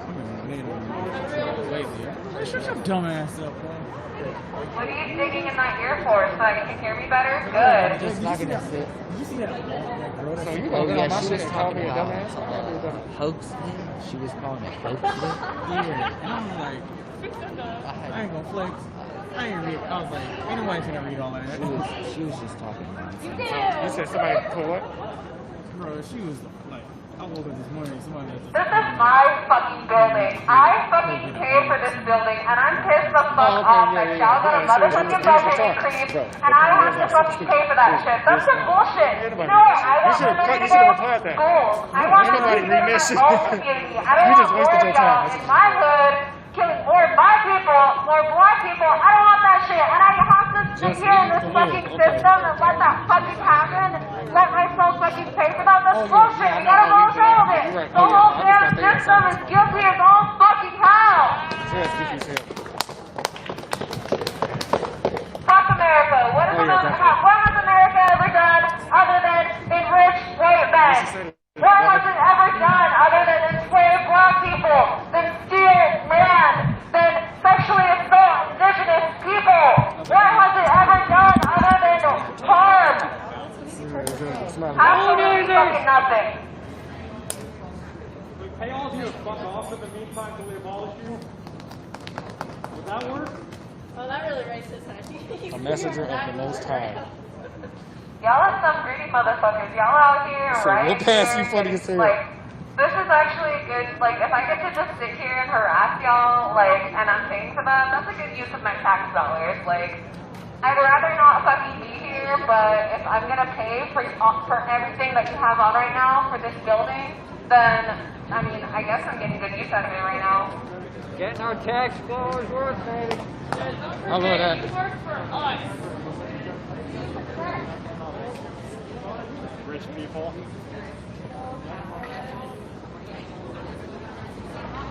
You see the combo brick right there. Oh yeah, so they in there. Hey bitches, what's good? I'm like, how many complacent cops does that make this now?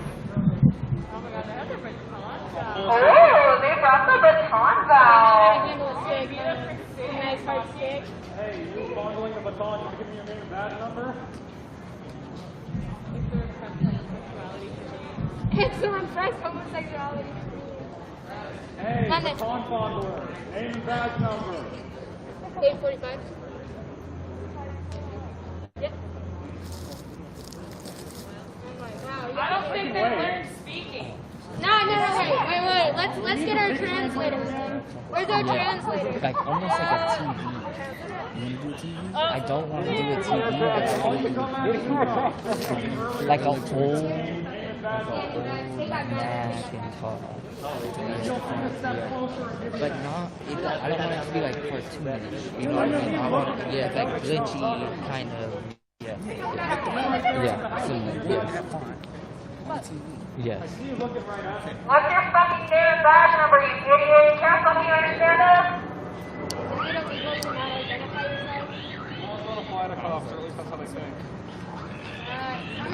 All you motherfuckers that don't fucking identify yourself. They don't even know the fucking law. They arrest people on made up shit. Whatever they fucking think is a crime is not a crime. Fucking LA, they criminalize having a shield. It's not even a real fucking crime. Why won't you just let us shoot you? That's exactly You have a shield. Just let us kill you. Stop resisting when we murder you. God! My wife lets me beat the fuck out of her. Why won't you?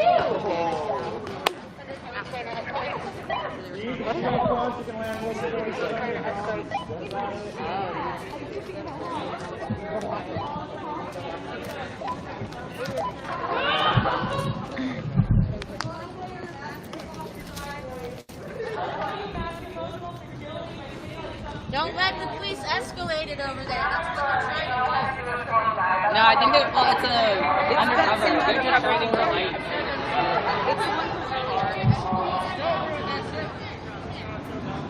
I got it. You're good. I got it.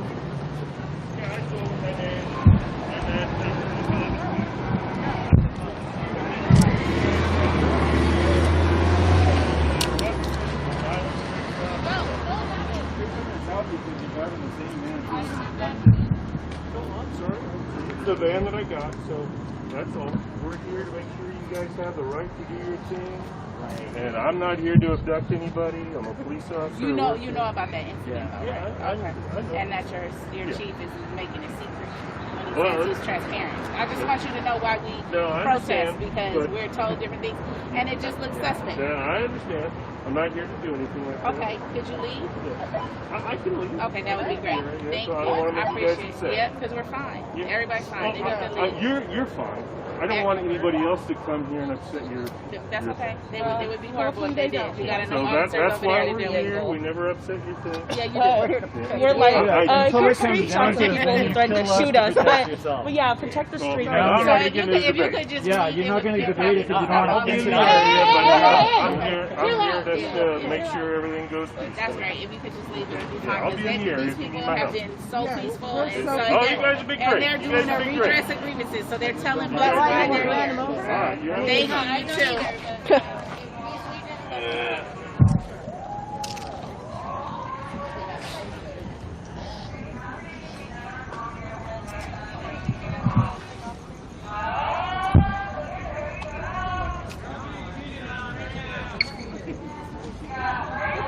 I know, I'm starting to get people that recognize me, and I'll be like, oh, I'm so let him know.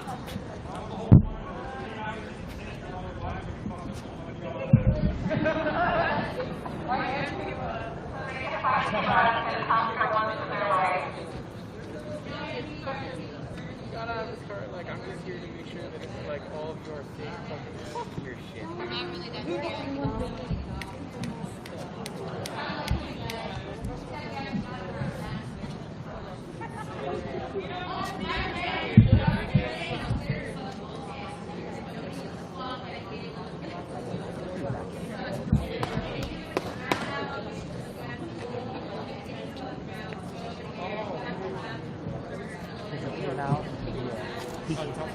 Yeah, he said like, oh, I'm not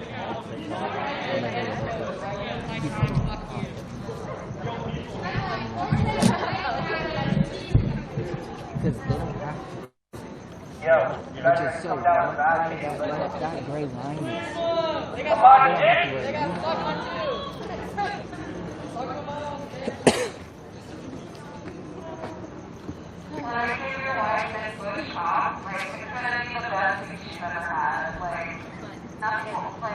I know you love to see her and all that shit, but like, I'm just taking out character. You're someone out there, you know. I know what that means too. You know, alright, so you have to be never learned clear before.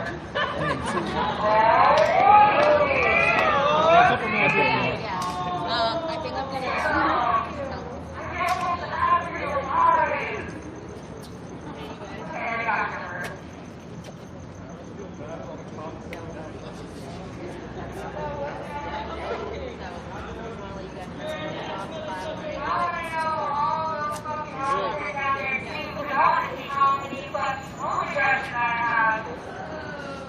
is.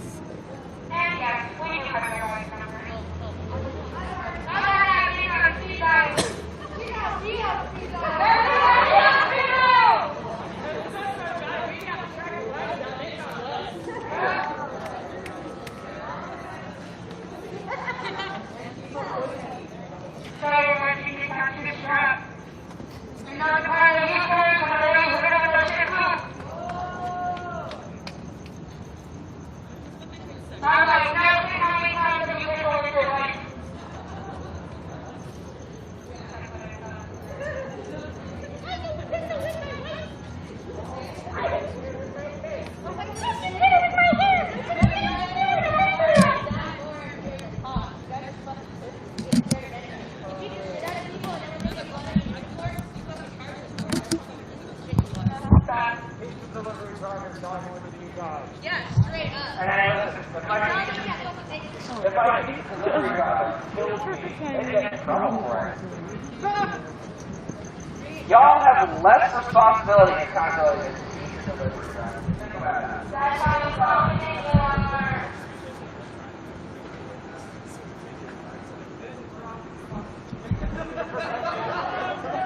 shit, they're not bored. They're standing around. All pizza boys matter. All pizza boys do matter. They bring joy with their pizza. I'm like, just have to start delivering pizzas then. They're going to deliver their long, hot, steaming sausages deep into their unloved crevices, where your tiny, shriveled dicks could never reach, and bring them to unknown heights, and relieve them from their deep, deep sadness of having such shitty, inadequate pigs as husbands. Christopher Dorner should have gotten more of you, you filthy pieces of shit. You just don't measure out. And that's not the only thing that doesn't measure out, huh? That's why we got your wives in our DMs? That's why they're stroking those batons real hard.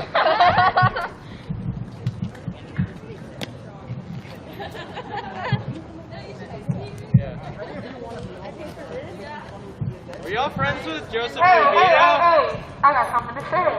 Face off today. Y'all might not know much about your wife's anatomy, considering the fact you love her in that Mexico, my boy.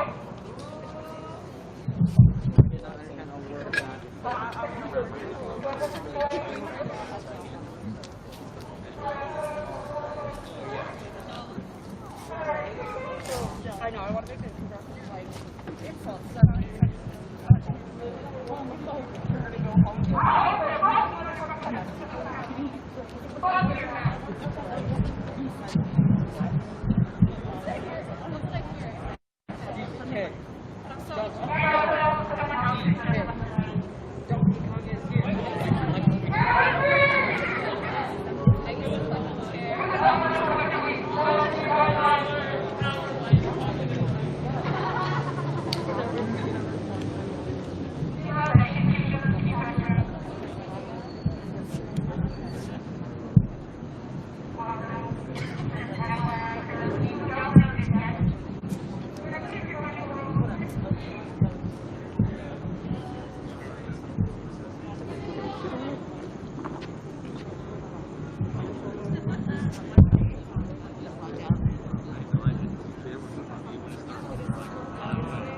By allowing that flag to still be raised against other Americans that you want to protect. That did not go hand in hand once again. Perhaps You're watching the wrong side. individualism. If you're a veteran, you swore. You are being praised. If you're a veteran, you swore an oath to this Constitution, so I want to say, telling him to go home is the right thing to do, and you know it's the right thing to do, because you swore. This used to be 5-6 years strong a few weeks ago, and it stopped because it's because they don't support what this has become on this side. It was already strong when it started.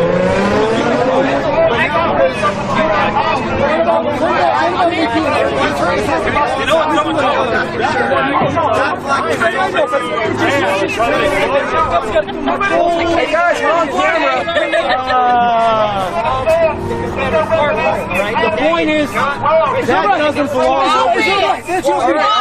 That's your beef. No, that's the same as them. That's your beef. You wanting to burn the flag. They are distorting history. We're keeping history. The Confederate flag stands for rebels and traitors to the United States that killed Americans. That's what it stands for. It doesn't belong to you. I need a drink. Who's making a run to QT? Let me know. I got money on beer. You're she's right over here. It's not right. I don't know. What is he like, 18, 19 years old? Right? Never served anything. He's 17 years old, so he's 17 years old, not even eligible to get into boot camp yet, right? And he's like veteran, and you just alone to the Constitution. You're spitting on your oath to the Constitution. That day that you stood amongst your fellow boots and you swore to the Constitution, you're spitting on that day. You guys even out here, so. I do it with you, I don't believe in what you guys really be talking about. We'll be back next Thursday. Thursday, bitch. Oh, you got next Thursday too, listen to me. Don't worry. Actually, like 3 weeks ago, you guys tried to get me arrested and I'm back. Smiling, happy as ever, black as ever. Yep. Black as ever, not white. Where's any brother here? I don't see no black guy over here. There's a couple black people over here, actually. Hi. Hanson. Goodbye. Don't let the crowd hang your eyes, homie. Hey, you're right, the whole bitch. Hey, this looks like a bunch of fucking retards. We're putting in space now, you racist motherfucker. Good night, honey.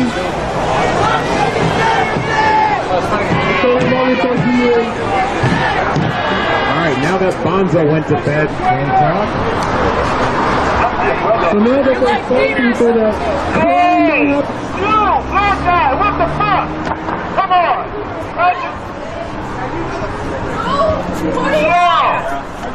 Line up and buffer! What was the Black Lives Matter? Yeah, what the fuck? William, what the fuck are you doing? You just see a Harley Quinn speech is like, I'm gonna be hip for Halloween. Like, what the fuck? You got a lot to answer for, bro. I'm really not a bad. Let's answer for it right now, bitch. Hey, hold on, your mom's here. Hey, big Samara, see good morning here, man. Oh, fuck yeah. Come on.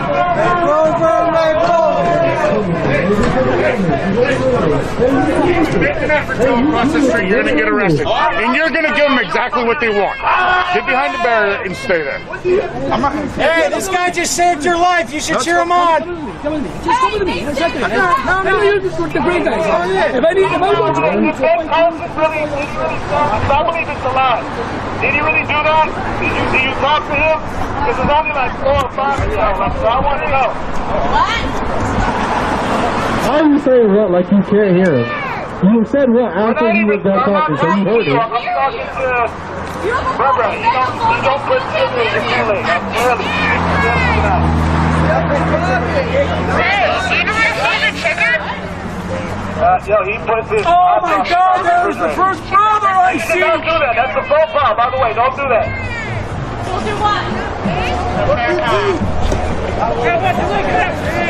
I'm joking, brother. But you can't be played by individualism to step away from your own people. At the end of the day, this is about inclusivity. You see a rainbow of people from different walks of life. You don't know what you even say. You have to make sure that no more people in America Hey, man, you need to go home. Your voice is gone. Hey, your Ebonics is a little rusty. I want to say to every veteran on the other side of the street, you did the right thing by getting rid of that flag. Good job. I know you did. Big up. There it is.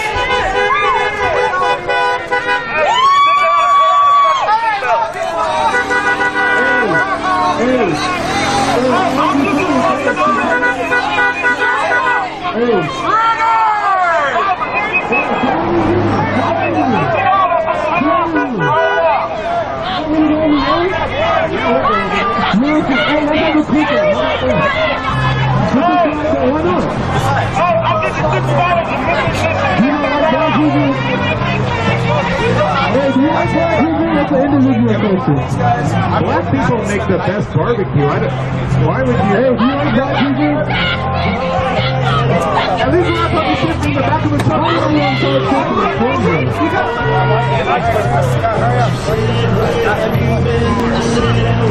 Hey, who the fuck is this guy, sister? At least when I throw the shit from the back of the truck, bro. You want these crates? You want some crates on? You want these fries? How are you gonna say come on knowing that there's calls right there? How are you gonna say hey, hey, come on here and raise it. Come on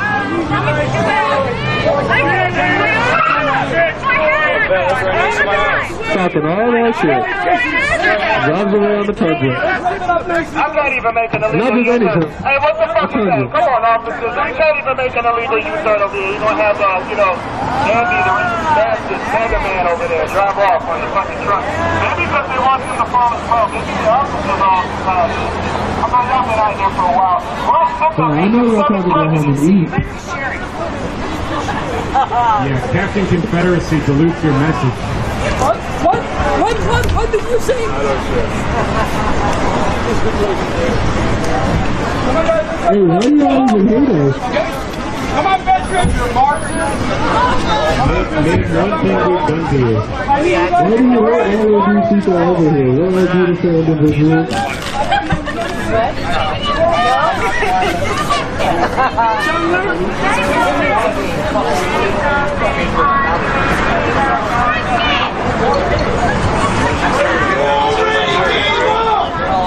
What you say? That's why you're a fucking Democrat!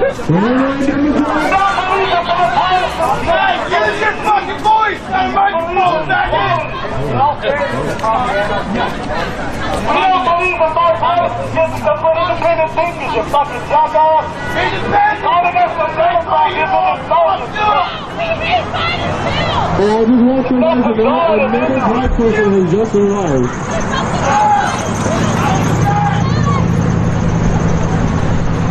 Look, I'm going to be just frank with you. Just in case you don't know, any they don't party. think that any of us over here are black. So just keep it on the DL. We ain't black. We all white.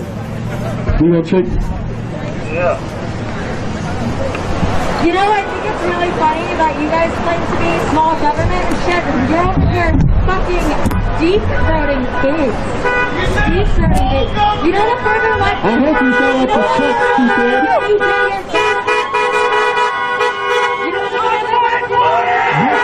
Overheat. You also got a government that gives a fuck about you. But you wouldn't know that because you're so fucking brainwashed. Hey, can you speak up? The car just went by. The truck's fucking car. What is it? Cat dog? It's one of the same. Either a truck or a fucking car. You gotta pick one. You're an idiot. I didn't buy this. You're not free of doom. Everybody's a fucking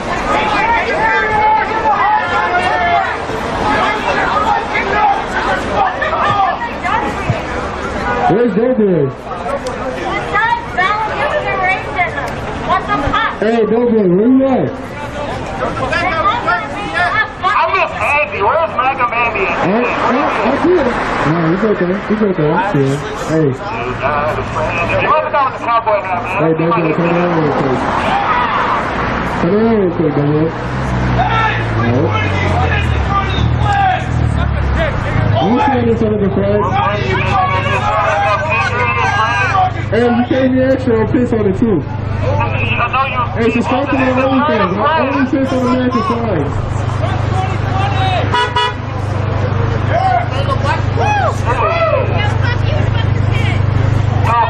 Desecrating the flag is also turning it into blue and red, purple lives matter and all that shit. So if you want to really practice from an aesthetic standpoint, being a big fan, you probably want to start by not fucking our kids.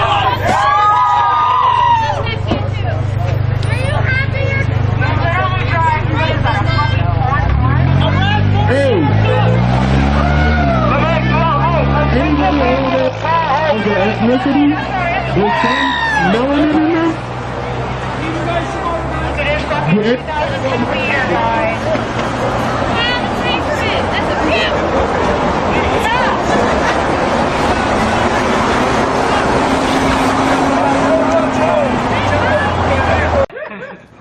And then we gonna holler at my guy standing behind the other dude. Already caught ass. I can't even see you, but that's cool. We gonna still run through it. Hold on. Let's get to the other side. Look at it closely. Okay. Hold on. Just give me that. Oh, there you go. Oh, shit. There you go. That's how they're talking to y'all. I think they got a street on y'all. They ran out of hell. They're doing a football. Put a mask on y'all.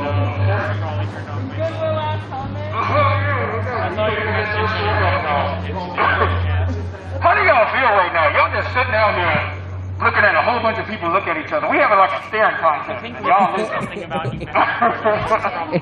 This is hilarious. Oh, I should probably videotape this. We're here in Portland, and I think that these are like their version of flautas.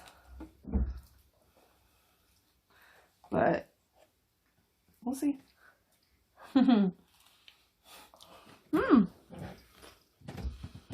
Good? Mm-hmm. Oh, here.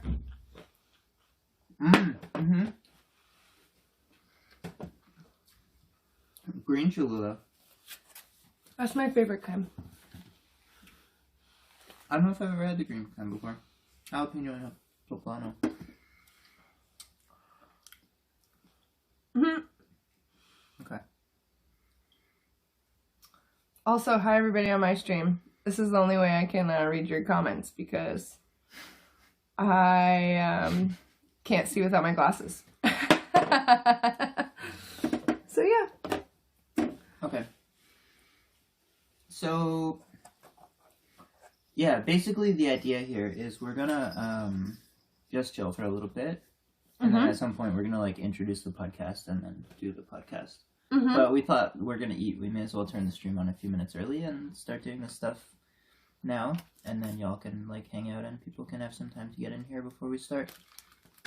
I know last time people didn't really know when we were starting or what was going on, and a lot of people were showing up for the VOD or partway through or whatever, so figured this is kind of the ritual, I guess, for podcasts. We just like order food and maybe show. Chiefs and I were talking about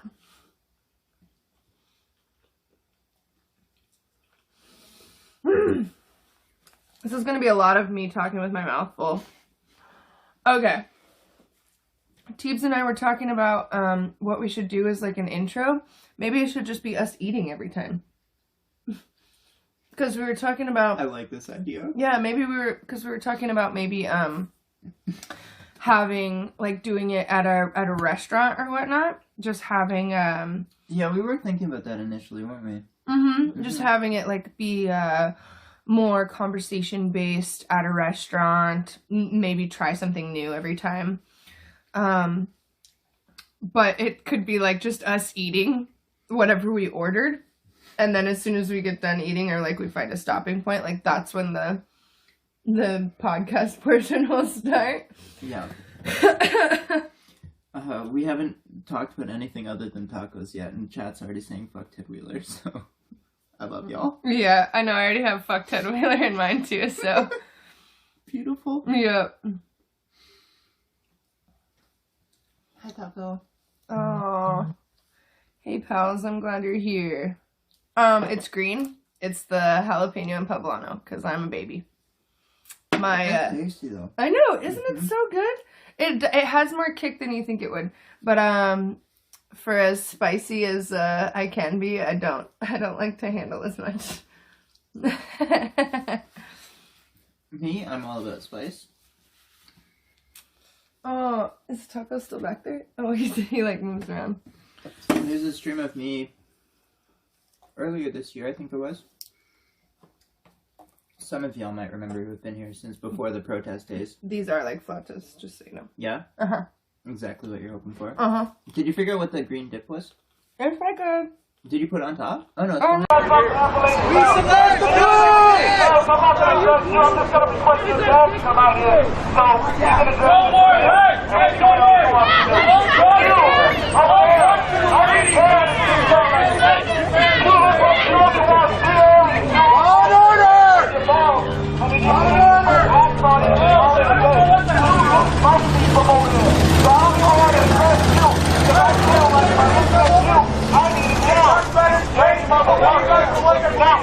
You're right.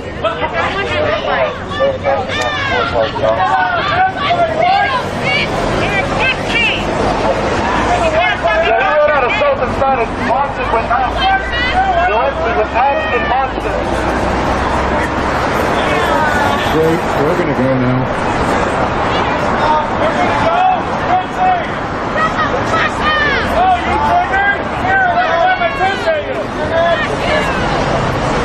Hey, well, keep that pepper over there.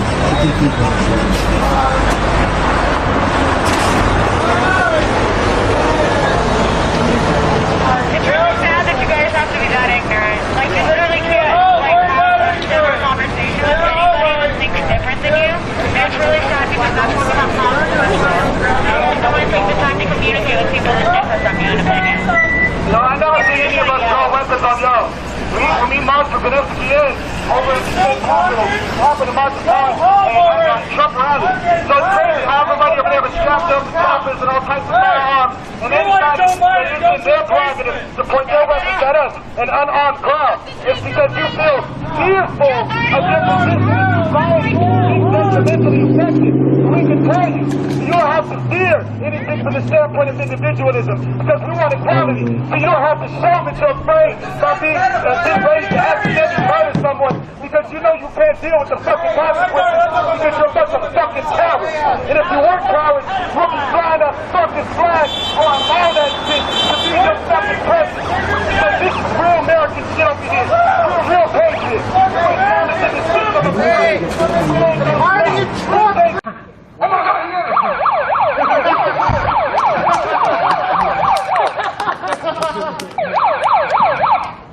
immediately you did that. Say, oh my God, what does that say?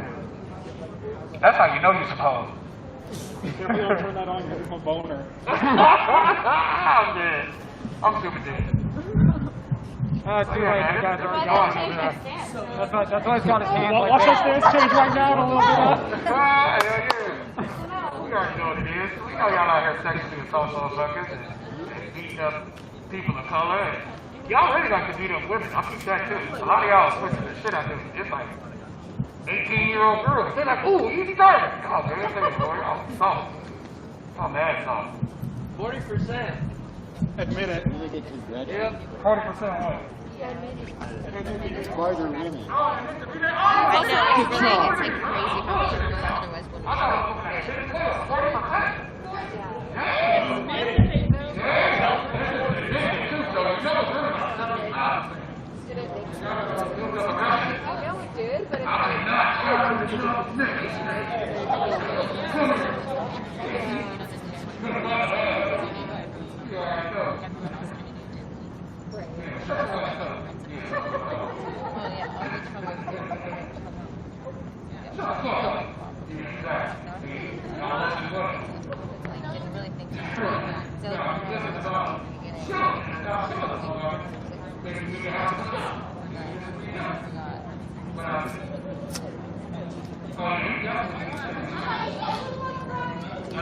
otherwise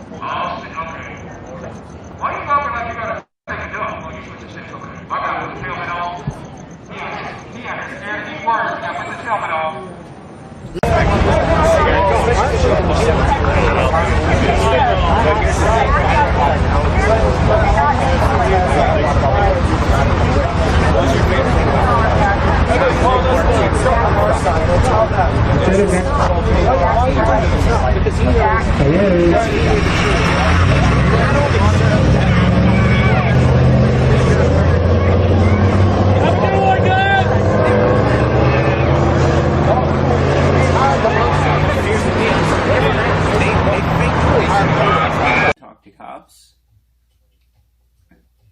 and I understand that reality, especially in so far as it relates to their job. Don't talk to cops in the capacity of like engaging with them on their professional level. When it comes to people talking to cops in a way that I can only describe as like psyops, basically. Yeah. Saying things to them, like a lot of the things that you say during your streams, or like reciting stats or showing videos and stuff like that. I've seen a lot of times where the cops who are out there, you know, working, get really, like, things get under their skin. And Yeah, I've seen them especially on when on the verge of crying or breaking down, and I've seen them, like, you know. Yeah, especially when you talk to them about, you know, how many times have you actually seen misconduct, which is probably a lot, especially if you've been at the protests, and have you turned them in, and, you know, and what kind of repercussions do you think you would face from your colleagues if you turned someone in? And that's a real question that none of them will answer, or they won't answer honestly. And if you look at the cops that have turned anybody in, they're all not on the force anymore. Right. And it's like,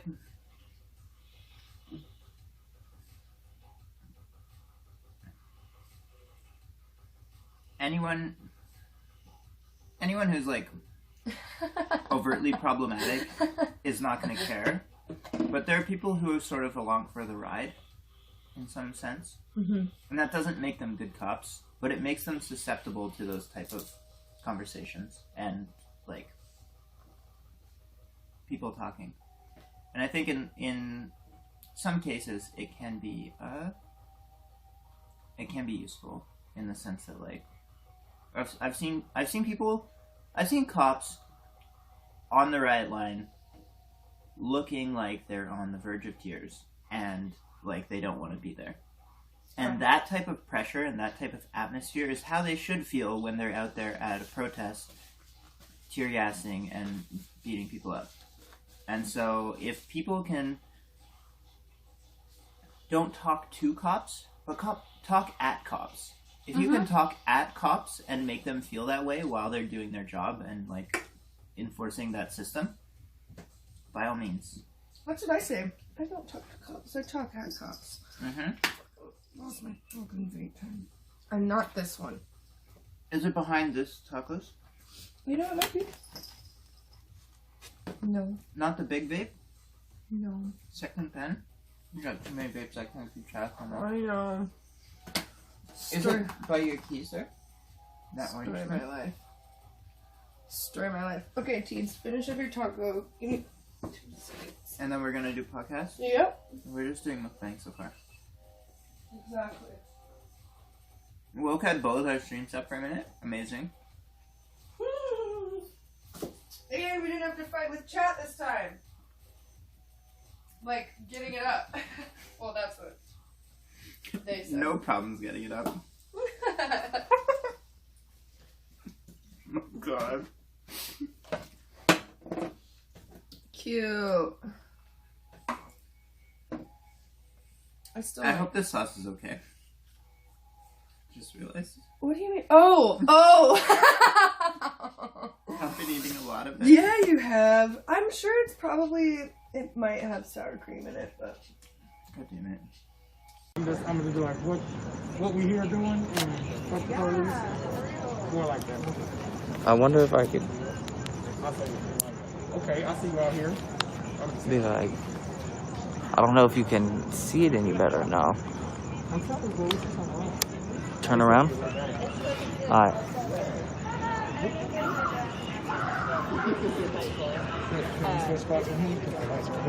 You know, I'm black. Andy Warhol, is that you? Right? Here.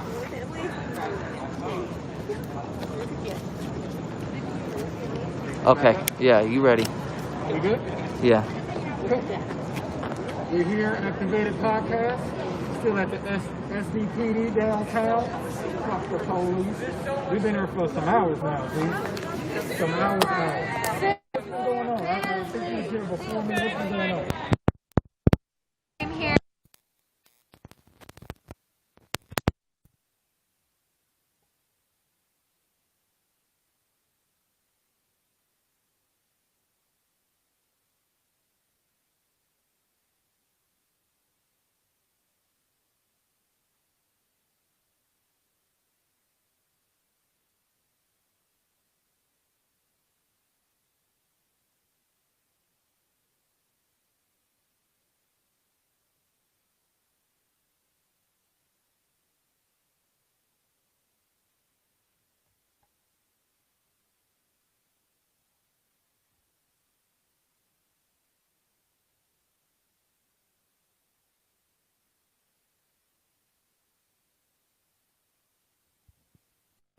Oh, I love it.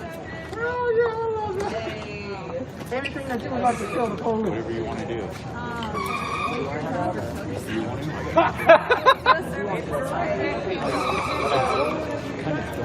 This has been a message. Fuck the police. Loose.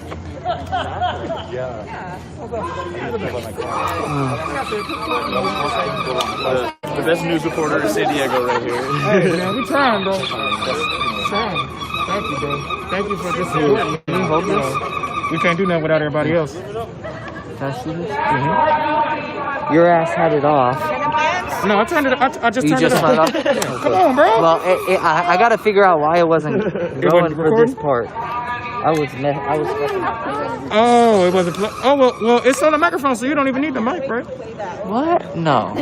I was doing something different. Oh, okay. I was trying to put it into my phone, but it wasn't working. Oh, okay. Yeah, this mic works, but when I was using that one, it was being weird. Okay, I see what you're saying.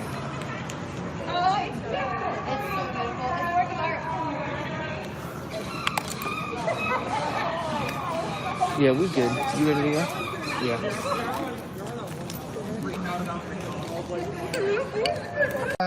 I have 2 gas masks in my car as well as a respirator. So things are not good. Kind of sucks. I've been getting updates from what is it? At Maltco? Is that what we decided on? Oh, at PDX Fire on Twitter, and at Clackamas Fire on Twitter. For anybody else that wants to get updates regarding the fires, you can also sign up for public alerts, which I believe that they have several tweets out about how to sign up for that. Those are the ones that'll give you like a phone vibrating message sort of thing. Yeah, and you can do it by email or text. I don't know if they'll do phone call, but they might. So if you know anybody that might not be as computer literate, who might just want their phone to just suddenly scream at them that they should get the fuck out of their house, which most of ours will based on other emergency alerts. Yeah. Please have them sign up for that. It's the public alert system, and there's one for Multnomah County, and I believe there's one for Clackamas County as well. Yeah, there's at PDX Fire for Multnomah County, which is like most of Portland falls under Multnomah County. Mm-hmm. And then there's Clackamas, which is like basically everything south and east of Portland in an immediate area. And then I think Washington County is like west out like Washington Teagarden County's shit. to the west. Yeah, where Yeah. like Hillsborough and Beaverton and Hillsborough, Beaverton, Teagard. mm-hmm.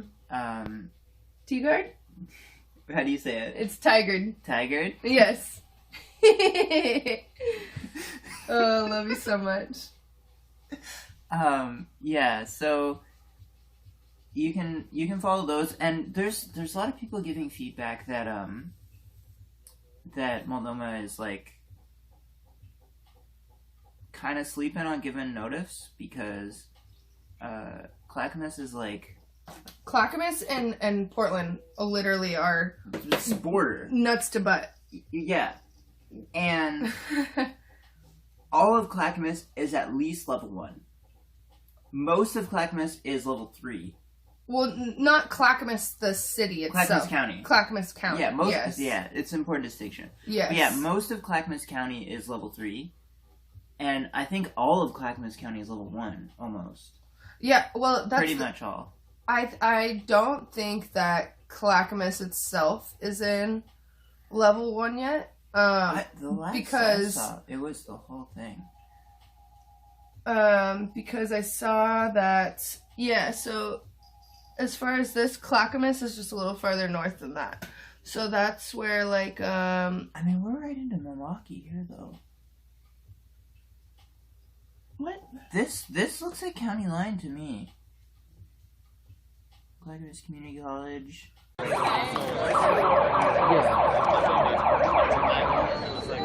It's too much. You know what I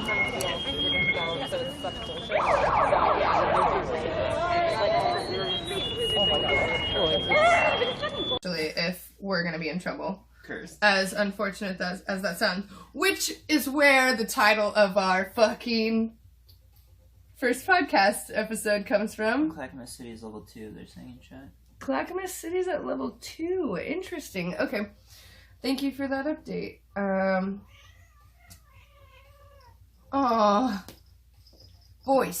Boys. They fighting. Dang, Pepper almost knocked Taco off that chair. There's a boxing match happening. Yeah.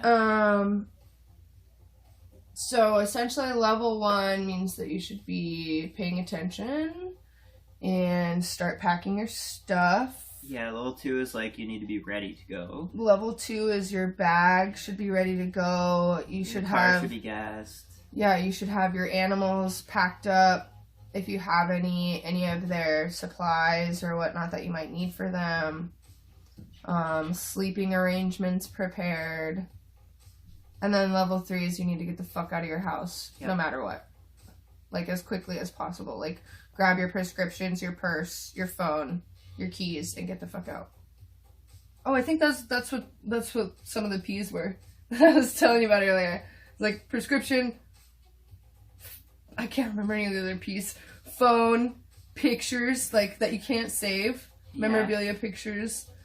Purse that would have any, like... Prescription, purse, phone, pictures. There was 6 of them. Fuck, I can't remember the other 2. What's in your go bag, Teeps? Go bag? Oh yeah. People were just saying not emotionally prepared for evacuation, and I was just gonna say, before I left my house to come over here tonight, I like unplugged all my peripherals from my computer and made a little pile on my desk or on my bed of a couple bags and told my housemates, like, hey, Passport. Thank you. That's an important one. That's the one. And We're still missing one important more. papers. Important papers. Papers, purse, phone, passports, prescription.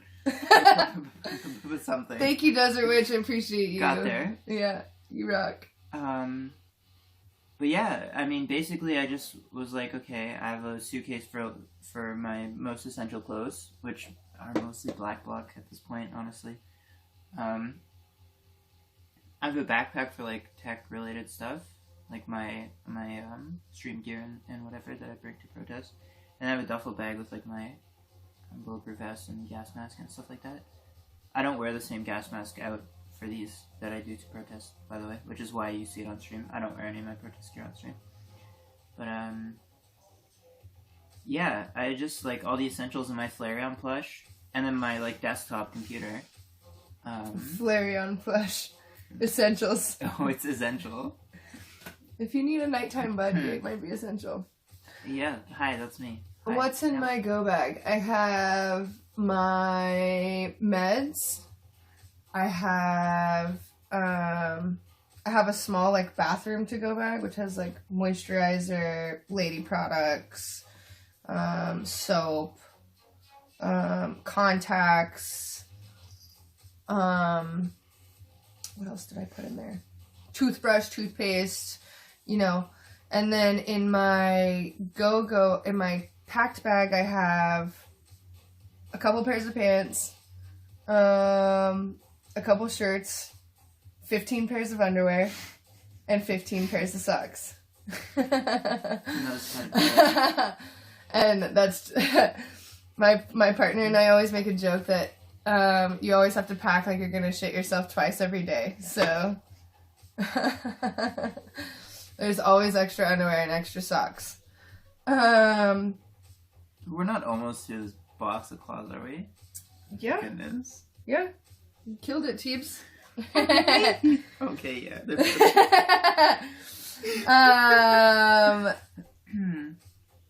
Yeah, so, and then I just have, like, chargers and... Oh, soup. Don't forget soup in your go bag. A soup for my family. Yeah, if you have a family, make sure you pack some soup. Make sure you pack soup.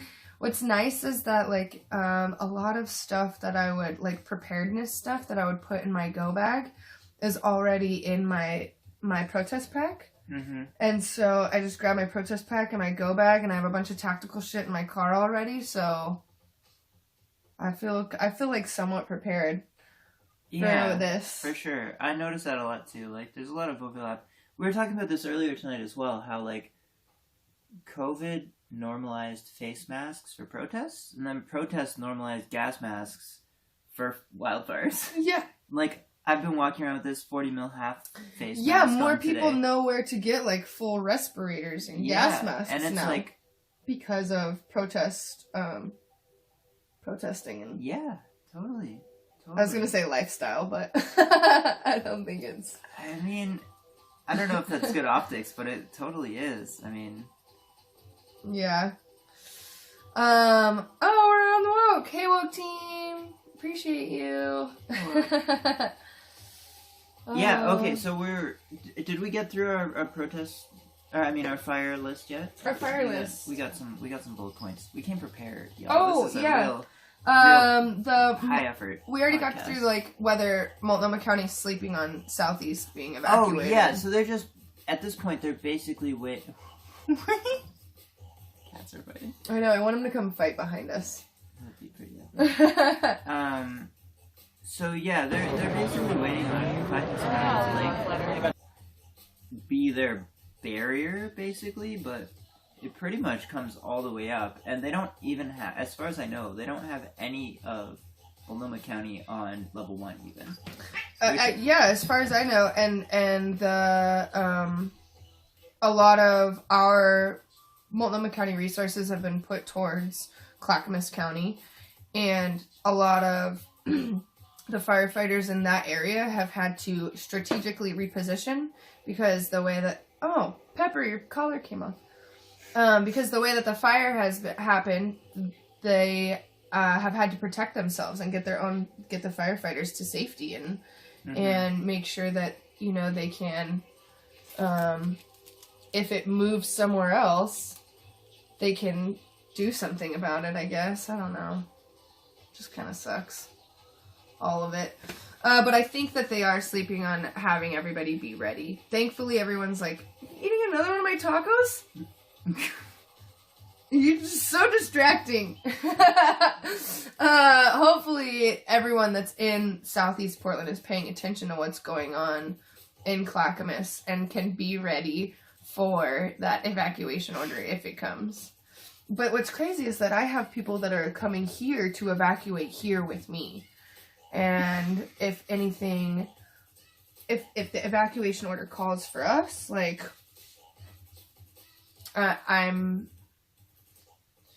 it's interesting to see where people will go. We were talking about like the whole West Coast like burning, like what would happen, where you would go, where you would evacuate to. Like Canada isn't accepting Americans right now, even if you have a passport, and you can't really get east of the fire right now. I'm curious to know. We were talking that I-84 is probably open. Yeah, 84 might cut east. There's a few. Well, 84 does cut east. It's just how long is that one going to stay open? It might cut east in like a current sense. Yeah, I know it goes sense. east. But yeah. I mean, if it becomes a thing, Canada might open the border. Right now, the Canada-U.S. border is closed for COVID. Mm-hmm. Canadians can go back to Canada, but Canadian border is not taking any non-Canadians right now for COVID. Country is on lockdown, basically. But from a driving perspective, I mean, most of Oregon south of us is on fire right now. When I came here, I took 205 south, and the northbound lane of the interstates in Portland are just full of traffic. They're jam-packed with cars. And campers. All the campers. Yeah. Anyone who owns a camper, if you have a camper, trailer, RV, whatever, you're driving that. You're leaving your house and you're taking that with you, because of course you are. Where else are you going? You're staying in hotels, like you're finding friends and family, whatever. Like you're taking your camper with you. And so there was this, I got this really interesting perspective on the way here of like, it was the first time I'd left my house in a couple of days. And I took the highway briefly, and it was like, you get to know how many campers and RVs are out there because anyone who owns one is taking it with them. North, I'm really sorry to hear about your mom's park down in Medford. There's been like 5 or 6 towns that have just been totally obliterated in Oregon over the last 2 days. Yep. Phoenix is just about gone. Talent is just about gone. Liberal's gone. I mean, anything west or east of Salem is gone. There's a huge hole in the middle of the state. Yeah, it's that's it. Damn, just insane. But yeah, like, I don't know, where my parents live is completely on fire right now as well, and so I wouldn't be able to, like, go stay with my parents, and anyone I know is dealing with fires all around them right now. And I don't know what it's like in California exactly, but, like, are they heading south there? Like, they can't head north and get through Central Oregon. Unless, I was thinking people might be able to go on the very, very coastline. Well, yeah. Well, I know that there's fires all around Lincoln City right now, too, though. Because, I mean, that's where your sandy, smoky dust storm came from. Yeah. Mm-hmm. So... Fuck. I don't know. It's crazy. Like, the Chuds have been talking about how Portland's burning down every day in our areas. Oh, yeah. Which, I mean, I think that gets into why, like, we're not protesting tonight is because, one, we have friends and family that are all around us that I'm staying here to make sure that I could be updated on any of it in case, you know, I need to cut the stream and leave. It's also just not safe to be outside because we had other journalist friends that, you know, went to go report on the fires this morning that were stopped by armed militia members. When they're clearly, one, not in black bloc, 2 marked as press, and not idiots. Like, I'm sorry, if you're gonna come out here and try to spread some kind of conspiracy that people are out here starting these fires just because you choose not to believe that climate change is real, and this is a historically dry fire season for this whole region, that we have winds that are comparable to the Santa Ana winds, like, just because you choose to believe that weather and climate aren't real and that birds aren't real and the earth is flat, like, fuck you. You don't get to come out here and threaten people with guns that are trying to do their job so that way people like you and I and Teebs can get information as to what's happening. Like, yep. I'm sorry, end rant, but it makes me so fucking angry that there are people out here that don't understand that BLM, Black Lives Matter, is different from BLM, Bureau of Land Management, and they're out here listening to the fucking fire scanner and hearing BLM all over and over and over again, and they have no fucking idea that it means Bureau of Land Management. Yeah, there's been reports of people responding to police scanners with exactly that and being like, well, the protests are involved. Did you hear BLM on the scanner? It means the protesters are involved. They must be doing whatever. And there's equally crazy conspiracies from the left side that say that there are right-wing people that are coming out here to start these fires, potentially endanger their own home in order to fizzle out a Black Lives Matter protest. And I don't think that that's true either. It's equally as I mean, it's terrible. climate change. It's fucking fire season. These fires have been getting worse every season for the last several years as climate change gets worse. And, I mean, this is absolutely just late-stage capitalism running its course, and the temperatures are going up. We're having record high temperatures all over the country and all over the world. Mm-hmm. Over the last month or two, there's been all sorts of peak summer temperatures. Everyone wants to, like, make it find something to blame. Yeah, exactly. That fits their ideology. And it's bullshit. And it's mostly right-wing bullshit. But there's also some left-wing bullshit. Mm-hmm. And quite frankly, it's a fucking fire. Calling it wildfire exclusively is a little misleading because it's a fucking climate change fire. This is the cause of this is the result of unchecked capitalism. Mm-hmm. I mean, we're ruining the planet, and if we don't do something about it, we may be the last generation. That's what it comes down to. So we'll find out, but yeah, it's literally apocalyptic. Yeah, and the other thing that I find crazy is that you have these people that are out in these rural towns that are being affected right now, like Malala, Estacada, Barton. These are all pretty rural towns that we saw people come into Portland from, mace the ever-living fuck out of people. And thank you. And then now I have fellow protesters that are going out to these cities to set up mutual aid stations for them. Yeah. And I just, and to have those protesters that are out here giving you aid be blamed for starting something that could burn down your home is outlandish. And it does nothing to help solve a situation. It does nothing to help find the problem or the root cause of a situation. It may make you feel better in the time being, but, like, I'm dumbfounded that I'm so proud, one, that I am a part of a community that will go and help people that have hurt them, that have physically, emotionally, mentally hurt them. But I'm also, like, hurt that we're out here helping and being blamed for this. Yeah. I mean, they're playing both sides. They're...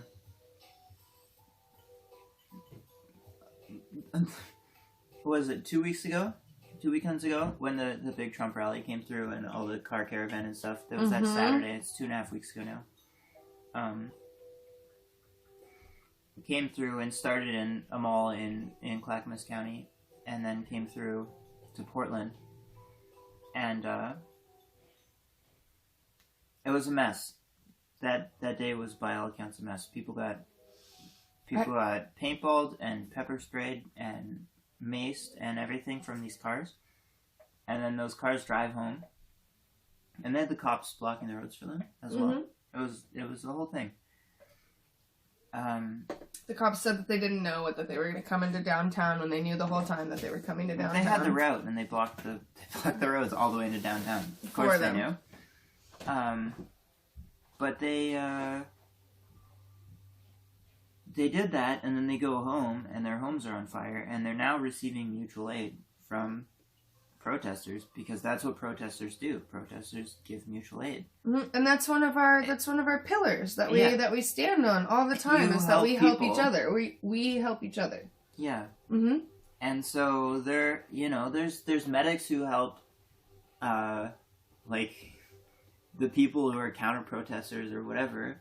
They'll help them on the night when they're out there. If somebody gets injured or whatever, the medic will help them. The medic who tried to save the anti-BLM guy's life that the police pushed off of them.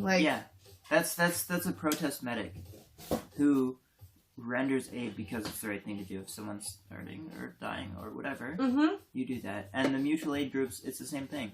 They're out there with water and food and whatever other supplies to help people who are getting evac from fires. And these are, in a lot of cases, the same people who came down and came to Portland and attacked protesters, basically. Someone in my chat said we're all Oregonians. And you're right. You're right. It just still stings a little bit. The neighbors are saying the marshals are lying. Oh, goodness. Oh my gosh, stop it. Stop it. I can't even. Any update on the man that was having seizures the other night? I haven't heard anything. I haven't heard anything either. Which is interesting. A little surprising. But it's not because of all the focus on the fires, too. Yeah, I feel like information is just not out there. Yeah, because like you were saying earlier that all of the stuff that all the pages and places that we would normally get updates about direct action tonight, which isn't happening, is all focused on fire information right now. Yeah, so there's a comment. Raw Media says, do you think the smoke is making the protests harder to breathe or work in the environment? Absolutely. That's definitely a part of what's happening. Oh, this podcast is the entire woke stream right now. Oh, tacos and talking about protesting. I love it. Yeah, that's definitely part of it. So there's a few factors, in my opinion, that go into why the protests are less focused, or the protesters are less focused on protesting than they have been. Part of it is normally when you have a protest, there's people with like risk assessment levels where you have, a certain willingness to take risks and be injured or be, arrested or whatever the risks that you're taking are by being at a protest. A lot of people with a high risk level, of a high acceptance of risk, go out with a gas mask, and most people in Portland at this point like to have a gas mask, but not everyone does, and I don't even know if it's a majority, but it's definitely a substantial portion. Right now, with the fires and the smoke, you can't go outside without a gas mask for a long period of time. You can, get in your car and go drive somewhere or whatever, but realistically, I won't go outside without a gas mask, and if you're going outside for a long time, you definitely should. From a protest capacity, you can't go outside without a gas mask. If you're going out for 2-3 hours to a protest, you have to have a gas mask. It's just that simple. So any portion of people who were going to protest who don't have a gas mask Now they shouldn't be out there. Just It's for their unsafe. health. You don't do it. It's not safe. Like I was saying, literally in my neighborhood, the air quality index is at 400 in my neighborhood right now. Yeah, it's bad. Down in Eugene is up to 700. There's other parts of Portland that are around 250, sitting somewhere around 175, which I mean, I believe that Tuck posted the little gas mask dude, right? Mm-hmm. The little gas mask air quality index dude. And what was it, like 185? You should be wearing a respirator? No, I think 185 is like dangerous. I think it's like 300 or 350 is respirator. Okay, cool. So if I walk outside my front door right now, I should be wearing a respirator. Yeah. So That's what all the alert messages say. yeah, and the other thing is that when you're at protests, like, you have the opportunity to, like, take your mask on and off. You know, like, you're not... There are some nights, I'll take this statement back. There are some nights where you've had to continuously wear it for long periods of time.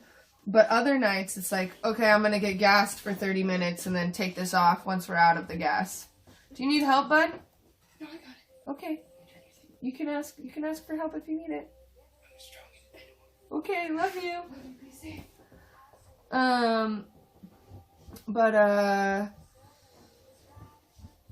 Fuck, lost my train of thought. Lost it.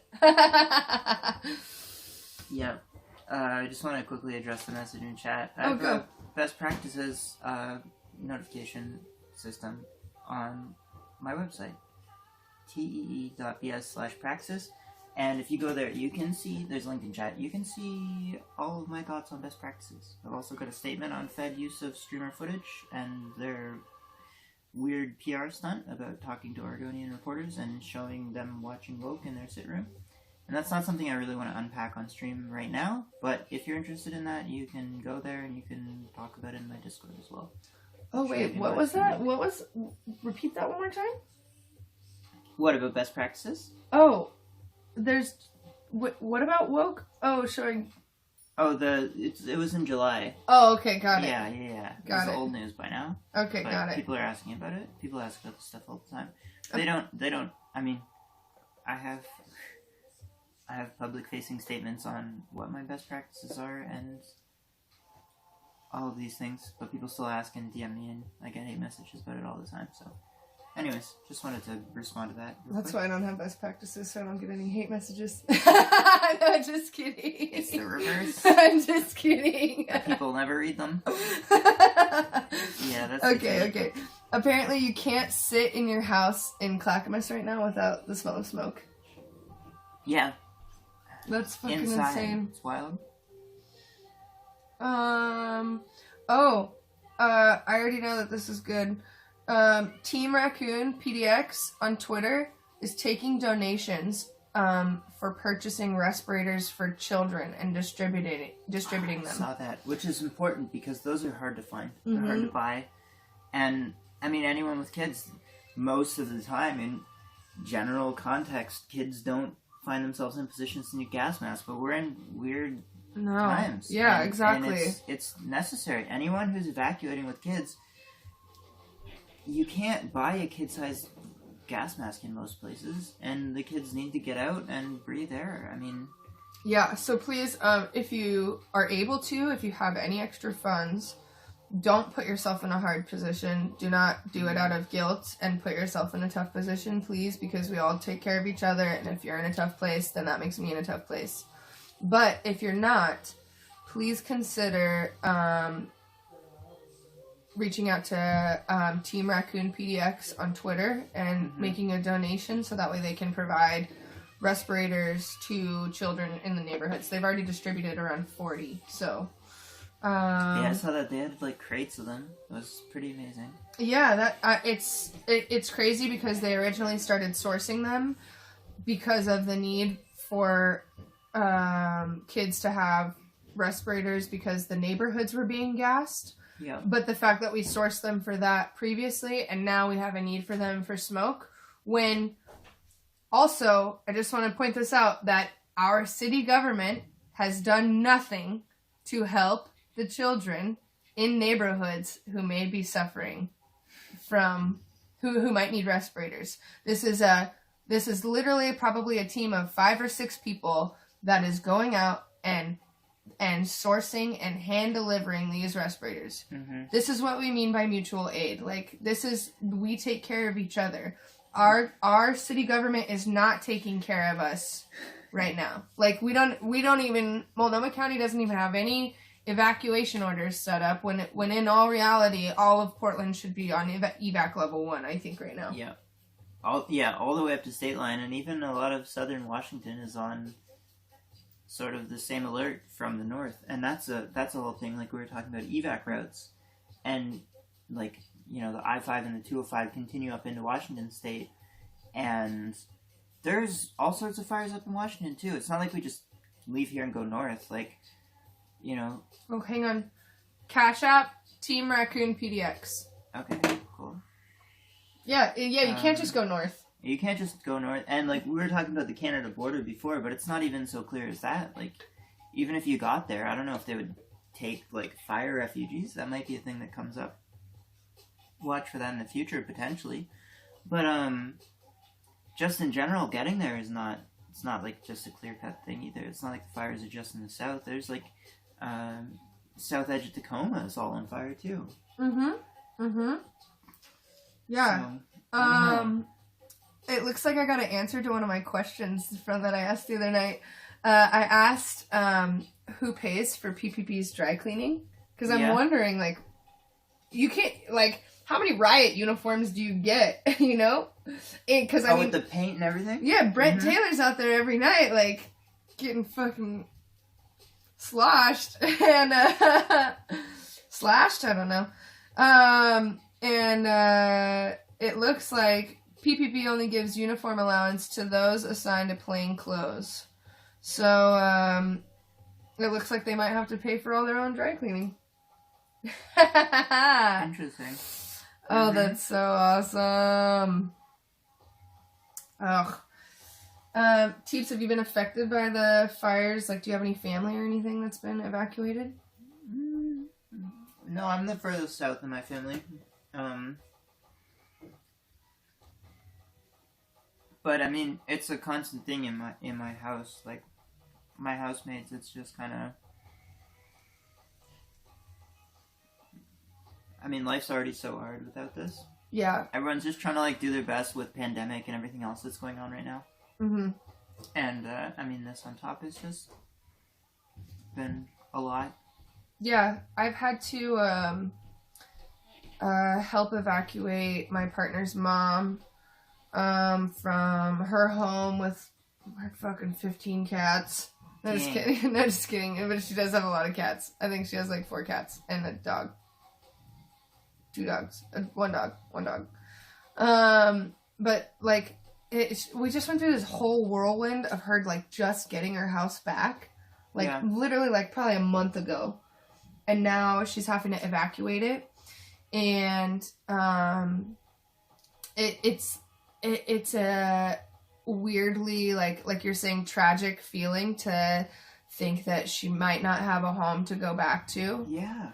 And to think that any plans that I had been making in the fucking near like 60-day future may be totally fucked up. Like, all I can do is laugh about it. Unfortunately, it's really sad. Please do not let my laughter deter from that. Yeah. But it's really tragic, like you said. I've had tons of friends who live in evacuation areas. My Facebook feed is just filled with, you know, like, it's either, does anybody have a place for me to go, or I have a place for you to go kind of posts. Yeah. Or like, how can I help? Like, where do I bring these donations? Where do I drop off supplies?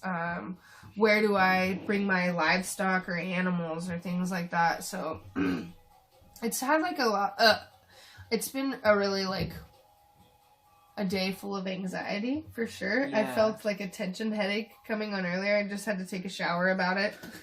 There's a few things like that just like, I don't know, you see the news and you hear stuff like that, but when you hear firsthand stories like you're saying of people like directly affected looking for places to stay, or like when I was driving on the highway and seeing all the people like evacuating and driving like regular speed coming south and going north is like bumper to bumper, moving at like half speed or less. Mm-hmm. And where are they going is All the other RVs. thing.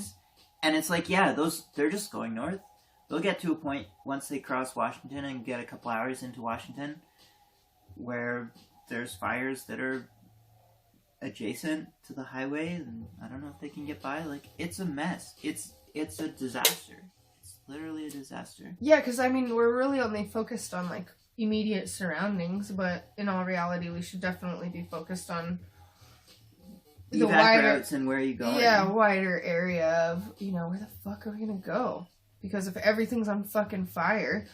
And there was a tweet today that I read and you read to me. It's like, you know, Portland was the epicenter of national, international media for you know, a couple weeks about a 2-block radius for protests for protests that were a majority peaceful, and now that the entire state is actually on fucking fire, there's hardly anything in the news. It seems like but at the same time, I don't know. I guess I haven't been paying as much. I don't pay as much attention to national media. And especially not right now, not when I'm trying to get updates about, you know, where the fire line is in Estacada. Like, national media is not going to have that kind of shit. But it just feels like if it is in a ideologically dividing controversy, then it's not worth covering. Yeah, and a lot of it's like, are we going to go spend our time watching these sources and sort of fact-checking them and saying, hey, you're not doing enough, instead of being on the ground doing what we can? And so, as much as that's true, like, not a lot of people have the energy and attention and, you know, platform to do that when there's more important things going on. Mm-hmm. And it's hard to call that stuff out right now because... Yeah, and how do you prioritize is the other thing. Exactly. Everyone's already stressed out and worked to the max. I've had a lot of people come to me with projects, sort of like protest-adjacent projects, that I've like really believed in and wanted to support and see success, but they want like my energy, and I'm like, I cannot. Yeah. I don't have anything else. Yeah, it's like you were saying, like I'm having people full-time. search through our footage and stuff for clips of small things. Like, Yeah, I can't do that. I like.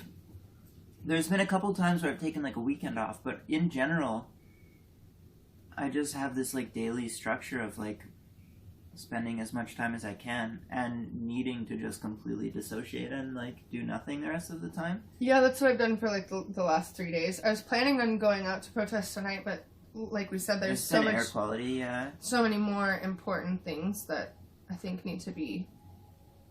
And so, I mean, part of it... So, I need to be available for. Yeah. People were asking about protests earlier. Mm-hmm. So part of it is air quality and that some people can't go out there. And then when some people or a portion of the protesters can't be out there, it gets less safe for the group because you have smaller numbers. Mm-hmm. And then there's also people who are doing mutual aid for other areas, or press who are covering other areas. And so just in general, like the focus of the protest and the people who are going and helping out with fires, there's a lot of overlap there. It's a lot of the same people, it's a lot of the same organizations, and once the numbers get small enough, then it's sort of this, you know... Yeah, it's like when you get to the end point in the night, you're like, yeah, it doesn't feel safe to be out here anymore Mm-hmm. because there's not enough numbers to keep each other safe, kind of thing. Exactly. Mm-hmm. And so, I feel like at certain times, I noticed something similar when the big march was happening in DC. A lot of people from Portland were gone. A lot of the like behind the scenes organizers and mutual aid groups and stuff were away, and a lot of the press was away. And it just sort of like everything, when it's winding down or when it's like gearing down like that, everything sort of is interconnected. When there's less leaders and less mutual aid and less of all of those resources, then people feel less inclined to come out or less comfortable being out. And then when the numbers are smaller as a result, it's all kind of snowballs. And so, what's nice though is that we're really good about activating each other for where we're needed, though. Yeah, that's true. Like with this mutual aid stuff, like it's been clearly stated from decentralized, groups that, like, hey, this isn't going to happen tonight. Instead, we're going to focus our resources here. Can you please focus your resources here too? So I think that that's the really great part about it as well. It's like, okay, we're going to do this. This is a group thing that we're going to do. We're going to make this decision. Like, we're not going to focus on, fucking up the cops tonight. We're going to focus on helping everybody else in our community that might need it, whether that's distributing respirators or water or clothing. Adam and Trey and Jared have handed out themselves like thousands of dollars worth of supplies. I know Adam himself has handed out over $900 in just diabetic supplies, which is something that you like don't think about, like all of these medical conditions that might need help through, especially homes that or families that don't have access to internet, or their phones are shut off, or the houseless community that doesn't have a way to be alerted through this except for someone coming through the camp and telling them to get the fuck out. Like, and they still have these medical needs. Like, for Adam to think about diabetic supplies alone, I'm sure that there's so many other things that he could be helping with, of course, but it's so commendable. I'm very proud of him. Yeah. Yeah, I'm really proud of Adam. And all those boys, actually.